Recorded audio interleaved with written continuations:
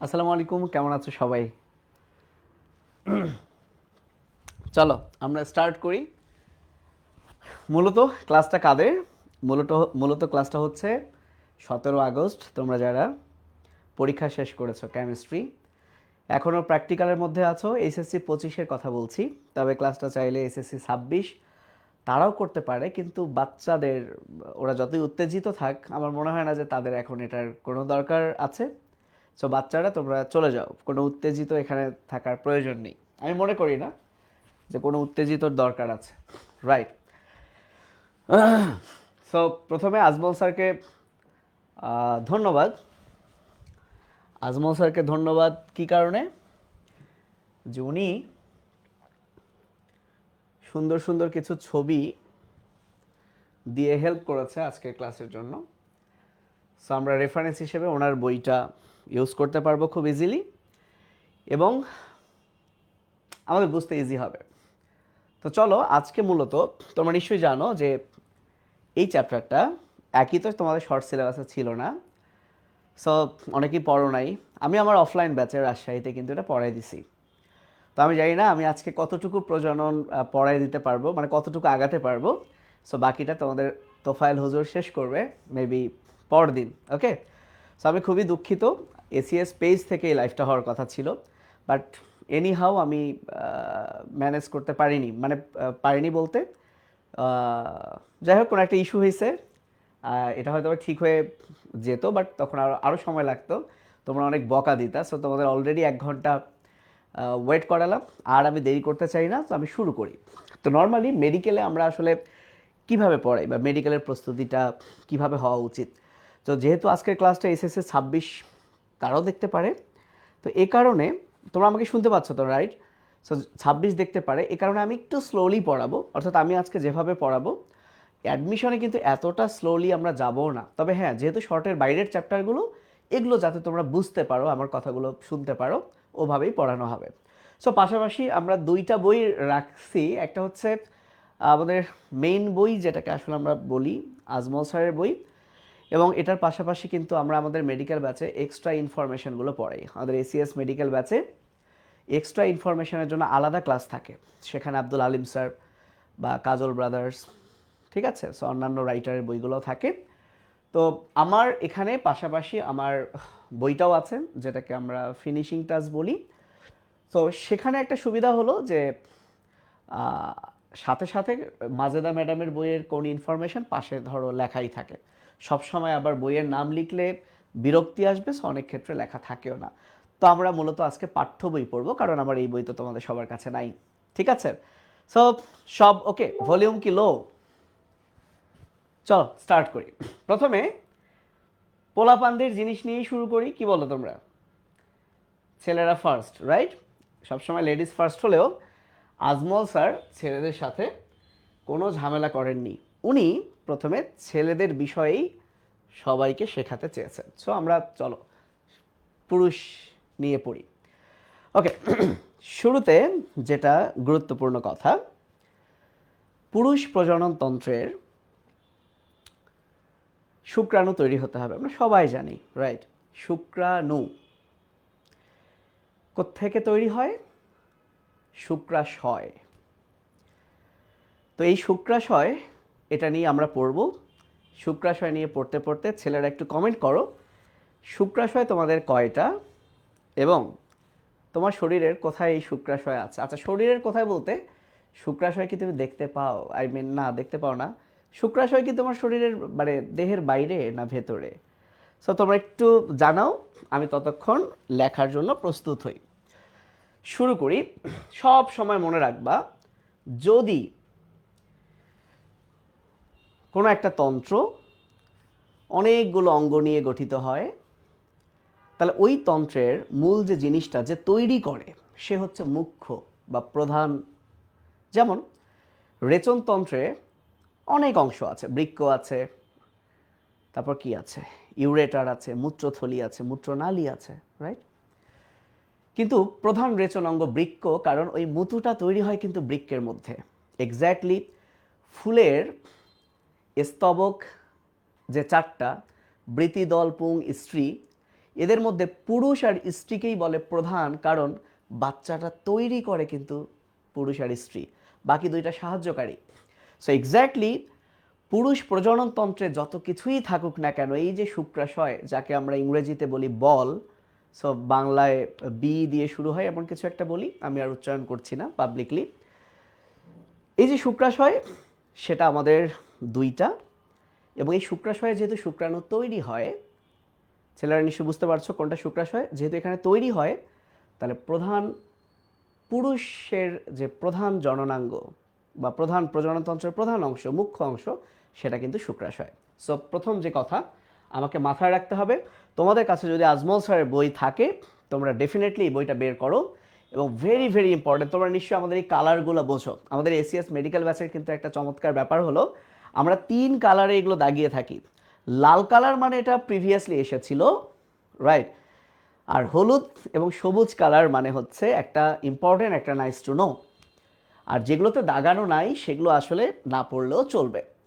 তো প্রথম যেটা আমাদের গুরুত্বপূর্ণ কথা, এই কথাগুলো আমরা যেহেতু দাগানো আছে, তারপরে আমার একটা অভ্যাস হয়ে গেছে পড়াতে পড়াতে একটু দাগাই, সো এই দাগগুলো পরে মুছে যাবে। তাহলে মুখ্য জননাঙ্গ, এই জননাঙ্গের ইংলিশ হচ্ছে গোনাড, এটা হচ্ছে কিন্তু আমাদের শুক্রাশয়, শুক্রাশয়, রাইট? এখন এই শুক্রাশয়ের ইংলিশটা দেখো টেস্টিস। মনে রাখো নামের শেষে ইজ আছে, নামের শেষে ইজ থাকা মানে কিন্তু এক বচন, তার মানে এখানে একটার কথা বলছে। বাট যখন তুমি বলবা দুইটা শুক্রাশয়, তখন কিন্তু বহু বচন হবে, এবং সেটা হবে ইএস। এগুলো মেডিকেলে আসবে না, একাডেমিকে জানানোর জন্য। এইটা তোমার ইংরেজিতে আসবে। সো ইংরেজিতে মাথায় রাখবা এক বচন বহু বচন প্রশ্ন আসতে পারে। যদি কোনো শব্দের শেষে দেখো ইজ, নর্মালি ইজ তো সিঙ্গুলার, রাইট? ইজ কখন বসে? ওকে, তো ইজ হচ্ছে সিঙ্গুলার, আর যদি নামের শেষে এস থাকে তাহলে সেটা প্লুরাল। তাহলে টেস্টিস, এখন এই টেস্টিস কেন বলা হয়? অনেকেই বলে টেস্টোস্টেরন থেকে, না, টেস্ট মানে হচ্ছে পরীক্ষা। দেখবে একটা বাচ্চা হলেই ওটা ছেলে না মেয়ে, জাস্ট আমরা কিন্তু প্যান্ট খুলে দেখেই বুঝতে পারবো আর এটা ছেলে, বিকজ তার টেস্টিস আছে। সো টেস্টিস আছে মানেই সে ছেলে, টেস্টিস নাই মানে সে মেয়ে। সো টেস্টিস দিয়ে কিন্তু আমি পরীক্ষা করতে পারছি যে ও ছেলে না মেয়ে, সো এই কারণেই তার নাম টেস্টিস। আরও অনেক অনেক গল্প আছে আসলে। টেস্ট বা এই টেস্টিস নাকি, এটার অপর নাম নাকি সাক্ষী। আগেকার মানুষরা মহিলাদের তুলনায় কোথাও সাক্ষ্য দিতে সবসময় পুরুষরাই কিন্তু বের হইতো। সেই কারণে সব কিছুতেই যেহেতু পুরুষরাই বের হয়ে আসতো, তাই তাদেরই টেস্টিস আছে, এ কারণেই তারা প্রোটেস্ট করতো, অ্যাটেস্টেড করতো, সব কিছুই তারাই করতো। পরবর্তীতে যখন নারীরা আসলে এই দায়িত্বগুলো নিল, তখন আসলে নাম চেঞ্জ হয় না, এটা নিয়ে ঝামেলা ছিল, আমরা এত দূর যাচ্ছি না। তাহলে টেস্টিস, সো আশা করি বুঝতে পারছো। তো এটাই হচ্ছে আমাদের প্রধান জননাঙ্গ, যে আসলে শুক্রাণু তৈরি করে, যে আসলে শুক্রাণু তৈরি করে। এবং নারীদের বেলায় বলে রাখি, নারীদের বেলায় ডিম্বাশয়, সে যেহেতু ডিম ওভাম তৈরি করে, তার নাম ওভারি। এবং আমরা ছেলেরা অনেক বেশি, অনেক দিন পর্যন্ত শুক্রাণু বানাতে পারি, 60 থেকে 65 বছর পর্যন্ত, বাপরে। ওকে, তবে আরও অনেক বেশি পর্যন্ত রেকর্ড আছে, মানে রেকর্ড আছে, আমি শুনছিলাম আর কি, তোমরা শুনে থাকলে জানাও। মেয়েদের বেলায় কিন্তু এটা একটু কম, 45 থেকে 50 বছর পর্যন্ত। এখানে একটু মনে রাখি, এই যে মেয়েদের বেলায় একটু আগেই বলে রাখি, তোমরা কিছু হলেই কিন্তু বলো পজ, রাইট? সো পজ মানে কি? থামিয়ে রাখা। সো মেয়েদের যে মেনস্ট্রুয়েশন হয়, এই মেনস্ট্রুয়েশন যখন স্টপ হয়ে যাবে তাকে আমরা বলি মেনোপজ। অনেক সারা ভাইরা আছে, তারা বলে যে এটা মেন মানে তো পুরুষ, তাহলে এটা পুরুষের বন্ধ হওয়া, আর এটা মেন মানে পুরুষ না, এটা কিন্তু মেনস্ট্রুয়েশন, এটা একদমই ঝামেলা করবা না। তাহলে এই যে 50 বছর বয়সে যখন মেয়েদের ডিম্বাণু তৈরি বন্ধ হয়ে যাবে, তখন সেটাকে বলে মেনোপজ। এখন মেডিকেলের একটা পড়ার স্টাইল হলো কি, একই রকম জিনিসগুলোকে কোরিলেশন করে পড়া। কোরিলেশন মানে কি? এই যে তুমি মেনোপজ পড়লা, তাহলে মেনোপজের সাথে আরও কয়েকটা জিনিস যেটা তোমার বইয়ে আছে সেটা পড়া উচিত। একটা হচ্ছে মেনোপজ, সো আমি একটু বাংলায় লিখি, আরেকটা হচ্ছে অ্যান্ড্রোপজ। তোমরা নিশ্চয়ই জানো অ্যান্ড্রো মানে হচ্ছে পুরুষ। এখন এই অ্যান্ড্রো মানে যে পুরুষ, এটা তুমি কোথায় কোথায় শুনেছ? অ্যান্ড্রো মানে যে পুরুষ, যদিও মেয়েদের একটু লজ্জা কম, তারা গাইনি হয়েও তারা অ্যান্ড্রয়েড সেট ইউজ করে, মেয়েদেরকে গাইনাকয়েড সেট ইউজ করতে বলা যেতেই পারে। সো অ্যান্ড্রো মানে পুরুষ, এটা কোথায় পড়েছো? মানুষের যে পুং স্তবক তাকে বলে অ্যান্ড্রিশিয়াম, রাইট? পড়েছো। শুক্রাণু থেকে আমি পড়াইছি উদ্ভিদ প্রজনন, শুক্রাণু যদি নিষেক ছাড়াই ভ্রূণ তৈরি করে তাকে বলে অ্যান্ড্রোজেনেসিস, পড়েছো না? তাহলে পজ মানে যদি স্টপ হয়, পুরুষের যদি শুক্রাণু তৈরি বন্ধ হয় তাকে বলে অ্যান্ড্রোপজ। এবং আমরা ঘাসফড়িঙ্গে একটা পাবো ডায়াপজ। শীতকালে যখন ঘাসফড়িঙ্গের পরিস্ফুটন বন্ধ হয়, সো শীতকালে এই পিডিএফটা আমি দিয়ে দিব এখানে যা লিখছি, শীতকালে ঘাসফড়িঙ্গের কি বন্ধ হয়? পরিস্ফুটন বন্ধ হয়। সো এটাকে আমরা বলি ডায়াপজ।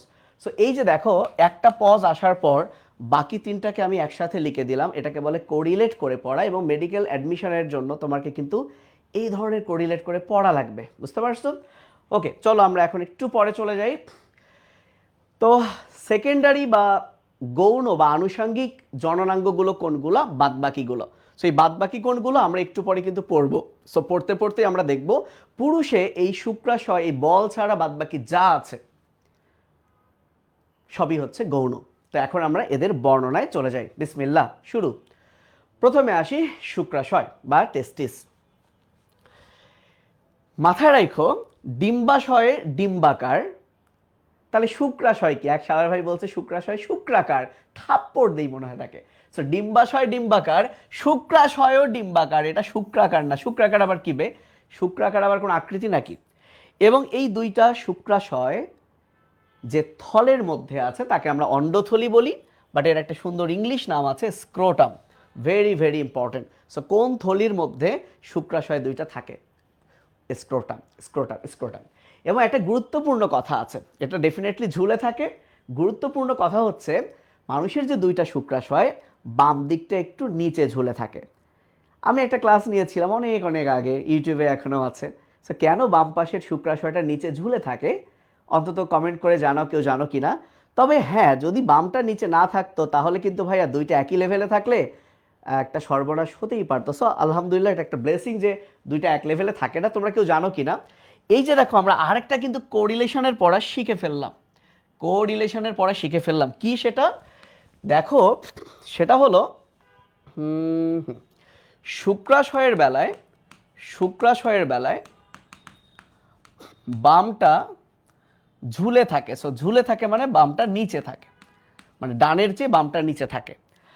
আর তুমি যখন বৃক্ক পড়বা, তুমি যখন কিডনি পড়বা, সো কিডনির বেলায় কিন্তু ডানটা নিচে থাকে। কেন কিডনির বেলায় ডানটা নিচে থাকে? যকৃতের কারণে। তোমরা নিশ্চয়ই জানো যে মানুষের যে ডান পাশের কিডনি আর বাম পাশের কিডনি, ডান পাশে যেহেতু লিভার থাকে, যকৃত থাকে, সো এই যকৃতের কারণে ডান কিডনিটা নিচে থাকে। এই যে দেখো, আমরা কিন্তু আর একটা কোরিলেশন পেয়ে গেলাম। সো এটা কিন্তু খুবই গুরুত্বপূর্ণ মেডিকেল অ্যাডমিশনের জন্য, যে শুক্রাশয় পুরো প্রাণীবিজ্ঞান বইয়ে উপর নিচ দিয়ে কি আছে? দুইটা কথা আছে। সো একটা হচ্ছে শুক্রাশয়ের বেলায় বামটা নিচে, কিডনির বেলায় ডানটা নিচে। এখন তোমার কোনটা মনে থাকবে? ছেলে হলে তো দুটোই খুব ইজিলি মনে থাকবে, বাট নর্মালি বৃক্কটা সবারই মনে থাকবে, কারণ মানুষের ডান পাশে যকৃত, ডান বৃক্ক নিচে, শুক্রাশয় হচ্ছে জাস্ট অপোজিট। সো তোমরা একটু দেখতে পারো যে এটা আসলে ঠিক আছে কিনা, তোমরা চেক করে দেখতে পারো ছেলেরা যে আসলে ঠিক আছে কিনা। তবে আমি শুনেছিলাম যারা বাম হাতে লেখে তাদের মনে হয় উল্টা হইতে পারে। সো এরকম কেউ বাম হাতে লেখো আছো কিনা, এবং তার কি ডানটা নিচে কিনা একটু আমাকে জানাবা। আমি তাহলে এটা একটা গবেষণার কাজে ইউজ করতে পারবো। ওকে ওকে ওকে আচ্ছা, এইবার দেখো তাহলে বাম দিকের স্ক্রোটাম কইবে এমন হচ্ছে কেন? সমস্যা কি তোর? আজকের ক্লাসে ঝামেলা করছ না ভাই? ছি ছি ছি ছি। ওকে, ঠিক আছে। আচ্ছা, তাহলে বামটা কি? বাম দিকের স্ক্রোটাম হচ্ছে বড় এবং কিছুটা ঝোলা, এবং এটার যে ডানটা হচ্ছে অপোজিট, সেটাও কিন্তু আমি বলে দিলাম। এখন দেখো, একটা ভয়াবহ কথা বলেছে। যখন তুমি ছোট মানে কি, মায়ের পেটে, তখন তোমার এই বল দুইটা কিন্তু বাইরে ছিল না, এটা ছিল পেটের ভিতর। ও মাই গড, এটা ছিল তোমার পেটের ভিতর। সর্বনাশ। তাহলে ভ্রূণীয় বিকাশের সময় তুমি যখন ভ্রূণ অবস্থায় বিকাশ পাচ্ছ, তখন উদর মানে তো বোঝো পেট, এটা তোমার পেটের মধ্যে ছিল। আলহামদুলিল্লাহ, পেটের ভিতর পেলভিক গহ্বর, এই যে এই জিনিসটার নাম পেলভিস, এর ভেতরে ছিল, পেলভিক গহ্বরে ছিল। কিন্তু জন্মের সময় এগুলো তোমার পেটের ভেতর থেকে, উদর গহ্বর থেকে বেরিয়ে জায়গা মতো চলে আসে ভাই। অনেক সময় জায়গা মতো চলে নাও আসতে পারে। যদি না আসে তাহলে কি হবে? সর্বনাশ হয়ে যাবে, বংশই থাকবে না। দেখো কেন বাইরে আসে, তুমি আগে এটা বোঝো। আমার body temperature 37 degree centigrade, 37 degree centigrade তাপমাত্রা, জানো তো? বেশি বললাম না? ঠিকই আছে, ঠিকই তো আছে না? ঠিক আছে। তো বাইরে, মানে দেহের বাইরে 2 ডিগ্রি সেন্টিগ্রেড কম। কত ডিগ্রি সেন্টিগ্রেড কম? 2 ডিগ্রি। এবং দেখো, চিন্তা করো, সামান্য 2 ডিগ্রি সেলসিয়াস কম। এজন্যই আল্লাহ তাআলা ভেতরের একটা জিনিসকে বাইরে নিয়ে আসে, শুধুমাত্র টেম্পারেচার 2 ডিগ্রি সেন্টিগ্রেড কমের কারণে। তার মানে অত্যাধিক টেম্পারেচার হলে শুক্রাশয় থেকে কিন্তু শুক্রাণু তৈরিটা ব্যাহত হয়ে যাবে। তাহলে যদি কোনো কারণে কারো উদর থেকে এই শুক্রাশয়টা, টেস্টিসটা স্ক্রোটামে না বেরিয়ে আসে, তাহলে ওটা যদি ভিতরেই থাকে, তাহলে ওই শুক্রাশয় কিন্তু শুক্রাণু তৈরি করতে পারবে না। এরকম একটা ঘটনা ঘটেছিল একবার। কারো একজনের, আমার মনে নাই ডিটেলস, হালকা করে যেটু মনে আছে, ও একদিন ডাক্তার দেখালো, ওর একটা টিউমার হয়েছে কোথায় জানি, এই পেটের আশেপাশে এইখানে টিউমার হয়েছে। ও মা, পরে টিউমারটা কেটে দেখে এটা বল, শুক্রাশয়। আচ্ছা, বল বলবো না, শুক্রাশয়। ছোটবেলায় একটা বড় ভাই না বলতো, এই আমার বল আছে, তোর আছে? আমি না বুঝতাম না যে এই বল মানে, আমি তো ভাবছি বল মানে শক্তি আছে। আচ্ছা যাই হোক, যেটা হলো, তো আমারও তো, এই তাকাও, উদর গহ্বর থেকে কি বেরিয়ে আসে। তো একবার ওই লোকের উদর গহ্বর থেকে বেরিয়ে আসে নাই, ওনাও ভাবছে এটা টিউমার, কি জানি দেখা যায়। পরে দেখা গেল, কেটে বের করে দেখে এটা শুক্রাশয়। ওর বয়স কিন্তু 18 বছর পার হয়ে গেছে। তখন ডাক্তার বলে, এই মিয়া, আপনার যে একটা মানে স্ক্রোটামে নাই, এটা আপনি এতদিন বুঝেন নাই। স্বাভাবিক, ও কেমনে বুঝবে? তোর দুইটা চোখ, আমার দুইটা চোখ, আমার যদি একটা না থাকে আমি তো বুঝবো, এই আমার কেন নাই। কিন্তু ওইটা তো আর সবসময় মানে ও দেখে নাই, যে ও ভাবছে এরকমই, এরকমই তো। মানে এখন এইটাকে কি বলে দেখো, আজমল স্যার এটা নাই, আমার ফিনিশিং টাচ বইয়ে আমি কিন্তু ভাইয়া দিয়ে দিয়েছি। এই যে দেখো, এই যে দেখো, আমি দিয়ে দিয়েছি অর্কি, অর্কিড। এই অর্কি শব্দটার অর্থ শুক্রাশয়। মনে রাখো, শুক্রাশয়ের কিন্তু দুইটা মিনিং, একটা হচ্ছে টেস্টিস আর একটা অর্কিড। তোমরা অর্কিড দেখছো? অর্কিড গাছ যখন তুমি উঠাবা, অর্কিড গাছের শিকড়ের ওখানে ওরকম ঝোলা দুইটা জিনিস থাকবে শুক্রাশয়ের মতো। এই জন্য শুক্রাশয়ের আর একটা নাম অর্কিড। আর তোমরা নিশ্চয়ই অপুষ্পক উদ্ভিদ শুনেছো, ক্রিপ্টোগ্যামিয়া মানে অপুষ্পক, ক্রিপ্টোগ্যামিয়া পড়ছো না? পড়ছো ক্রিপ্টো। আবার তুমি ম্যালেরিয়াতে পড়ছো, যখন ম্যালেরিয়ার জীবাণু যকৃতে গিয়ে লুকায় থাকে, তখন একে বলে ক্রিপ্টোজয়েট, ক্রিপ্টোজয়েট, রাইট? সো ক্রিপ্টো মানে লুকানো। তাহলে এই অর্কিড, এই জিনিসটা যদি জায়গা মতো না থেকে ভেতরে লুকায় থাকে, তাকে বলে ক্রিপ্টো অর্কিডিজম। দেখো ভাইয়া বলেছে যে জন্মের সময় উদর গহ্বর হতে বের হয়ে এসে কোথায় আসে? স্ক্রোটামে আসে। যদি না আসে, তখন একে বলা হয় ক্রিপ্টো অর্কিডিজম। তাহলে এটা একটা এক্সট্রা ইনফরমেশন, তোমাদের কিন্তু জানা লাগবে। তাহলে দেখো, মাজেদা ম্যাডাম আবার 2 না বলে 2 থেকে 4 বলেছে, রেফারেন্সটা দিয়ে দিয়েছি। এখন কথা হচ্ছে, এ থেকে একটা ছোট্ট শিক্ষণীয় তোমার ফিউচারের জন্য। তাহলে শুক্রাশয় কিন্তু গরম পছন্দ করে না। এই জন্য দেখবা যে গরমের সময় সে কিন্তু উদরের কাছে না এসে একটু নিচের দিকে থাকে। আবার শীতকালে অনেক ঠান্ডা, তখন আবার সে কিন্তু একটু উপরে উঠে আসে যাতে একটু গরম পায়। যাই হোক, তোমার জন্য শিক্ষণীয় হচ্ছে ভাই, ওই গোসলের সময় যে গরম পানি দিয়ে শীতকালে গিজার ইউজ করো না, একটু কম করো, কারণ সর্বনাশ হয়ে যাইতে পারে। অনেক সার ভাইরা আছে, অনেক ভাইয়ারা আছে, ল্যাপটপ ঠিক কোন জায়গায়, এই যে এই জায়গায় রেখে টাইপ করে। শেষ ভাই, ও শেষ, ও পরে বুঝবে, শেষ। এই খবরদার, পারলে ফোনটাও এই জায়গায় রাখবা না। ফোন কই রাখবা? বুকের পকেটে না, তখন আবার হার্টের সমস্যা হয়ে যাইতে পারে। ফোন কই রাখবা? হাতেই রাখো, ফোন হাতেই রাখো, নাহলে কিন্তু ফোনের ভাইব্রেশন হবে সামনেও এবং ভবিষ্যতে। ওকে, তাহলে দেখো, তাহলে দেখো, এটার ওজন কত? 10 থেকে 12 গ্রাম। এটা কিন্তু মুখস্থ বিদ্যা। দৈর্ঘ্য 4 ছক্কা সেন্টিমিটার আছে, প্রস্থ আরো অর্ধেক। এখন আসো, যেহেতু আমরা শিখলাম অর্কি, অর্কি মানে শুক্রাশয়, তাহলে ভাই মেস অর্কিয়াম যদি বলে এটা কার আবরণ, ডেফিনেটলি এখানে অর্কি আছে, শুক্রাশয়ের আবরণ, কোনো ব্যাপার, ইজিলি পারবো।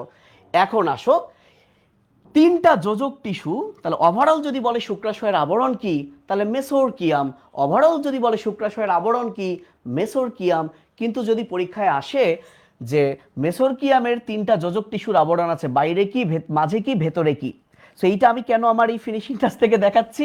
সো দেখো, ভ্যাজাল টেস্টিস, মনে রাখো, বলো ভ্যাজাল টেস্টিস, অর্থাৎ সবার বাইরে ভ্যাজাইনালিস, টিউনিকা মানে পর্দা, সবার বাইরে ভ্যাজাইনালিস, তারপরে অ্যালবুজিনিয়া, তারপরে ভাস্কুলোসা টেস্টিস, তারপরে ভাস্কুলোসা টেস্টিস। খেয়াল করো, খেয়াল করো, বইয়ের মধ্যে কিন্তু তিনটার কথা দেওয়া নাই। দেখো, বইয়ের মধ্যে শুধু বলা আছে প্রত্যেক শুক্রাশয় টিউনিকা অ্যালবুজিনিয়া নামক আবরণে আবৃত। দেখো, আর কিন্তু কিছু কথা নাই। সো আজমল স্যারে কিন্তু ইন ডিটেলস মানে সব কিছু বলা নাই, কিন্তু আব্দুল আলিম স্যার অন্যান্য বইয়ে আছে। তো এই কারণে তুমি এটা পড়বা ওটা পড়বা, সো এখানে কিন্তু সাজানো আছে। যদি পরীক্ষায় প্রশ্ন করে যে ওভারঅল শুক্রাশয়ের আবরণ কি, মেসোরকিয়াম, আর তিনটা যোজক টিস্যুর আবরণ দিয়ে গঠিত, তাহলে বাইরে কি, মাঝে কি, ভেতরে কি, ভ্যাজ আল টেস্টিস, বাইরে ভ্যাজ ভ্যাজাইনালিস, মাঝে আল অ্যালবুজিনিয়া, ভেতরেরটা হচ্ছে ভাস্কুলোসা টেস্টিস, এটা যাতে ভুল না হয়। এখন আমি বলেছি বইয়ের মধ্যে একটু মনোযোগ দাও বাবুরা। সো কি মনোযোগ দিতে বলছে এটা পরে বলছি, আগে আসো আমাদের আজমল স্যার কি বলেছেন। রেডি সবাই? তাহলে আমরা এই পর্যন্ত পড়েছি। এবার দেখো তো, তোমরা নিশ্চয়ই পরিফেরা পর্বের নাম শুনেছ। ফেরা মানে বহন করা, পরিফেরা, পোর ছিদ্র, ফেরা বহন। পরিফেরা কি করে? পরিফেরা ছিদ্র বহন করে, ছিদ্রালো প্রাণী, রাইট। সো সেমিনিফেরাস তাহলে কি করে? সিমেন বহন করে। সিমেন মানে কি? বীর্য, শুক্রাণুর সাথে আরো কিছু পদার্থ মিলে হয় সিমেন। তাহলে দেখো, সিমেন পরিবহনকারী যে নালী, তাকেই বলা হয় সেমিনিফেরাস নালিকা। তাহলে প্রত্যেকটা শুক্রাশয়, এই হচ্ছে ভাইয়া শুক্রাশয়, তুমি বাইরে থেকে যেমন দেখতে পাচ্ছ, এটা আসলে কাটা হয়েছে, এরকম বাইরে থেকে দেখতে পাবা না, তুমি চেষ্টা করেও কাটতে হবে। তাহলে সেমিনিফেরাস নালিকা, এই নালিকা আছে 1000টি, 1000টি, এবং দেখো এটা পেঁচানো, এই হচ্ছে সেমিনিফেরাস নালিকা, রাইট। 1000টি সেমিনিফেরাস নালিকা আছে। এখন এই যে বোঝো, তাহলে এই সেই সেমিনিফেরাস নালিকা। এখন দেখো, এটা এটা যদি সেমিনিফেরাস নালিকা হয়, এটা যদি সেমিনিফেরাস নালিকা হয়, তাহলে বলো তো এই যে ফাঁকা জায়গা, এই ফাঁকা জায়গাটা কি দুই সেমিনিফেরাস নালিকার মাঝে না? ইন্টার বলে একটা শব্দ আছে, ইন্টার, দুইটা শব্দ আছে, অনেকেই গোলমাল করে ফেলো। একটা হচ্ছে ইন্টার আর একটা হচ্ছে ইন্ট্রা। আমি কিন্তু বলতেছি একটু একটু ডিটেলস পড়াচ্ছি, মেডিকেলে কিন্তু এত স্লো পড়ানো যাবে না। সো ইন্টার মানে হচ্ছে আন্ত, ভাইয়া আন্ত, মানে দুইটা জিনিসের মাঝে থাকবে, সেটা হলো ইন্টার। আর ইন্ট্রা মানে হলো অন্ত, অন্ত মানে একটা জিনিসেরই ভেতরে থাকবে, বুঝতে পারছো? তাহলে খেয়াল করো তো, খেয়াল করো তো, এটা একটা সেমিনিফেরাস নালিকা, এটা একটা সেমিনিফেরাস নালিকা। তাহলে দুইটার মাঝে যদি কোনো কিছু থাকে বা কোনো কোষ থাকে, তাহলে ইন্টার, তাহলে এই কোষটার নাম হলো ইন্টারস্টিশিয়াল কোষ, এবং একটা বিজ্ঞানীর নামে একে বলা হয় ইন্টারস্টিশিয়াল কোষ অফ লিডিক। বলো কি নাম? ইন্টারস্টিশিয়াল কোষ অফ লিডিক, ইন্টারস্টিশিয়াল কোষ অফ লিডিক। লিডিকের নামে কিন্তু এটার নাম ইন্টারস্টিশিয়াল কোষ অফ লিডিক। এবং ভেরি ভেরি ইম্পর্টেন্ট, এইখানে যে কোষটা থাকে লিডিক কোষ, লিডিক কোষ, এই কোষটা থেকেই টেস্টোস্টেরন তৈরি হয়। বলো কি তৈরি হয়? টেস্টোস্টেরন তৈরি হয়। মনে রাখবা, এটা জীবনও ভোলা যাবে না। তাহলে শুক্রাশয়ের কোন কোষ থেকে টেস্টোস্টেরন তৈরি হয়? উত্তর হলো ইন্টারস্টিশিয়াল কোষ অফ লিডিক। সো ইন্টারস্টিশিয়াল কোষ কই থাকে? সেমিনিফেরাস নালিকার মাঝে। তার মানে আমি বলতে পারি সেমিনিফেরাস নালিকাগুলো এই ইন্টারস্টিশিয়াল কোষের মধ্যেই ডুবানো থাকে বা ভেসে থাকে। এবং তুমি যদি বুঝে বুঝে পড়ো, দেখো তোমার কিন্তু এই যেমন টেস্টোস্টেরন, এই নামটাও যদি তুমি একবার চিন্তা করো, কেন এর নাম টেস্টোস্টেরন বলো তো? টেস্টোস্টেরন কেন বলো তো? কারণ টেস্টিস থেকে ক্ষরণ হয় স্টেরয়েড ধর্মী হরমোন, এজন্যই তার নাম টেস্টোস্টেরন। তাহলে কোনটি স্টেরয়েড ধর্মী হরমোন? আজীবন মনে রাখবে, একটা ট্রিক শিখাই দিই, কোশ্চেন যদি পরীক্ষায় আসে কোনটি স্টেরয়েড ধর্মী, কোনটি স্টেরয়েড ধর্মী যদি পরীক্ষায় আসে, তাহলে মনে রাখবা তার নামের মধ্যে শয়টা থাকবে, এসটি থাকবে। এসটি যখনই একসাথে থাকবে বা স্টার স্টেরয়েড, তাহলে তুমি বুঝেই নিবা এটা মানে স্টেরয়েড ধর্মী হরমোন। যেমন ইস্ট্রোজেন, এসটি আছে, প্রোজেস্টেরন, অ্যালডোস্টেরন, এগুলো সবই হলো স্টেরয়েড ধর্মী হরমোন। ওকে, আচ্ছা, তাহলে ইন্টারস্টিশিয়াল কোষ বা লিডিক, দেখো এই সেমিনিফেরাস নালিকা কই আছে, কই আছে, কই আবার আছে, বলেই তো দিলাম। তাহলে এটা আছে, এটা আছে। ইন্টারস্টিশিয়াল কোষ বা লিডিক কোষে ডুবানো আছে, অর্থাৎ সেমিনিফেরাস নালিকার এইগুলো ইন্টারস্টিশিয়াল কোষ, সেখানে এর ডুবানো আছে। এখন তুমি বলো তো এই রেটি শব্দটা তুমি কোথায় কোথায় শুনেছো? রেটি শব্দটা তুমি শুনেছো দুই জায়গায়, একটা হলো এন্ডোপ্লাজমিক রেটিকুলাম, অন্তঃপ্লাজমীয় জালিকা। সো রেটি মানে কি? জাল। আর একটা তুমি কোথায় শিখেছো? বায়ুথলিতে শিখেছো, রেটিয়া মিরাবিলিয়া, রেটিয়া মিরাবিলিয়া, রাইট? রেটিয়া কি? মিরাবিলিয়া। সো হুজুর বলেছে ব্যতিক্রম কর্টিসল, তো হুজুর এখানেও কিন্তু এসটিআর কিছুটা আছে, আচ্ছা বোঝা যাবে, যাই হোক। তাহলে রেটিয়া মিরাবিলিয়া, রেটিয়া মিরাবিলিয়া, রেটি মানে কি? জাল। তাহলে এই যে সেমিনিফেরাস নালিকাগুলো, খুবই কমন সেন্স, একদম দেখো লজিক ভাবে চিন্তা করো, এই যে সেমিনিফেরাস নালিকাগুলো তারা যখন একসাথে জালের মতো একটা স্ট্রাকচার তৈরি করে, জালের মতো একটা স্ট্রাকচার তৈরি করে, এই যে এরা গিয়ে এই যে এখানে একটা দেখো জালের মতো স্ট্রাকচার তৈরি হয়েছে, তাহলে টেস্টিসের ভিতর যদি জালের মতো কিছু হয় তার নাম কি হচ্ছে? রেটি টেস্টিস। তাহলে কখনো যদি পরীক্ষায় আসে যে জালিকাকার গঠন সৃষ্টি করে, তাহলে তোমার মধ্যে যদি এই ঘিলুটা থাকে যে জালিকাকার, তাহলে উত্তর হবে কি? রেটি টেস্টিস। এখন দেখো রেটি টেস্টিস থেকে কিছু ভেসেল, রেটি টেস্টিস থেকে কিছু ভেসেল বের হয়ে যাবে, বের হয়ে যাবে। সো বের হয়ে যাওয়া মানে কি? ইফারেন্ট। বের হয়ে যাওয়া মানে কি? ইফারেন্ট। ই মানেই এক্সিট, এবং এগুলো কে বের হয়ে যাচ্ছে? বিভিন্ন ভেসেল, আসলে ভেসেল নালী বের হচ্ছে, তাই তার নাম হলো ভাস ইফারেন্সিয়া। সো ভাস ইফারেন্সিয়া থেকে একটা সংখ্যা মনে রাখবা যে T20, এই যে 20-তে 4 ছক্কা হাঁকাতে হবে, মনে রাখবা। তাহলে এই ভাস ইফারেন্সিয়া হলো 20টা 4 ছক্কা মিলিমিটার হচ্ছে তার দৈর্ঘ্য, তাহলে ভাস ইফারেন্সিয়া মানে 20-তে 4 ছক্কা, হ্যাঁ 20। সো 20টা 4 ছক্কা, এগুলো একদমই আসে না, জাস্ট আমি একটু বলছি। তাহলে এটার নাম হলো ভাস ইফারেন্সিয়া। তাহলে বলো একটা টেস্টিসের মধ্যে কি কি থাকছে? সো টেস্টিসের মধ্যে থাকছে সেমিনিফেরাস টিউবিল বা নালিকা, সেই সেমিনিফেরাস নালিকার মাঝে মাঝে থাকছে ইন্টারস্টিশিয়াল কোষ অফ লিডিক। এই ইন্টারস্টিশিয়াল কোষ অফ লিডিক কি করছে? শুক্রা টেস্টোস্টেরন তৈরি করছে, টেস্টোস্টেরন তৈরি করছে, রাইট? এবং এরা মিলে কি হলো? রেটি টেস্টিস। সেই রেটি টেস্টিস যখন বের হয়ে গেল, সো তার নাম ইফারেন্সিয়া, যেহেতু ভেসেল, সো ভাস ইফারেন্সিয়া। কয়টা? 20টা। কত মিলিমিটার? 4 ছক্কা, 4 থেকে 6 মিলিমিটার। ক্লিয়ার? এখন আমি সেই জিনিসটাই জাস্ট এখানে বলেছি যে একটু মনোযোগ দাও বাবুরা, কিন্তু এখানে আমি একটা এক্সট্রা কথা বলেছি যেটা আজমল স্যারের বইয়ে নাই, সেই কথাটা তোমরা এখন শিখে ফেলো। সেটা হচ্ছে, আমরা তো জানি যে শুক্রাশয়ে শুক্রাণুও তৈরি হয়, শুক্রাশয়ে শুক্রাণুও তৈরি হয়, টেস্টোস্টেরনও তৈরি হয়। তো একই সাথে দেখো শুক্রাণু বা রস তৈরি করছে, আবার টেস্টোস্টেরন তৈরি করছে।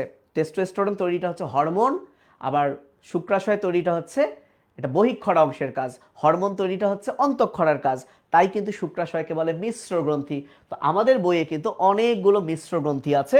ওভারঅল মোটা দাগে মিশ্র গ্রন্থির নামের শেষে থাকে শয়, মিশ্র গ্রন্থির নামের শেষে থাকে শয়। একটা হচ্ছে শুক্রাশয়, একটা হচ্ছে ডিম্বাশয়, একটা হচ্ছে অগ্নাশয়, আবার জলাশয়, মলাশয়, মহাশয়, পিত্তাশয়, এসব শয় কিন্তু না, খেয়াল রাখিস।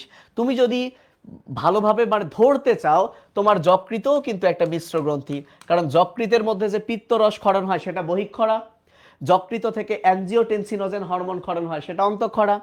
তুমি যদি ধরতে চাও তোমার বৃক্ক বা কিডনিও একটা মিশ্র গ্রন্থি, সেখান থেকেও রেনিন এনজাইম ক্ষরণ হয় যেটা কাজ করে হরমোনের মতো, আবার সেখান থেকেও এরিথ্রোপোয়েটিন হরমোন ক্ষরণ হয়। সো এটাকেও তুমি মিশ্র গ্রন্থি বলতে পারো, কিন্তু বইয়ে কিন্তু ডিরেক্ট উল্লেখ করা নাই যে বৃক্ক মিশ্র গ্রন্থি, তাই তোমরা মিশ্র গ্রন্থি বলতে এই 3টা শয় বুঝবা, ঠিক আছে? সো একসাথে আমি কিন্তু এটা বলে দিলাম।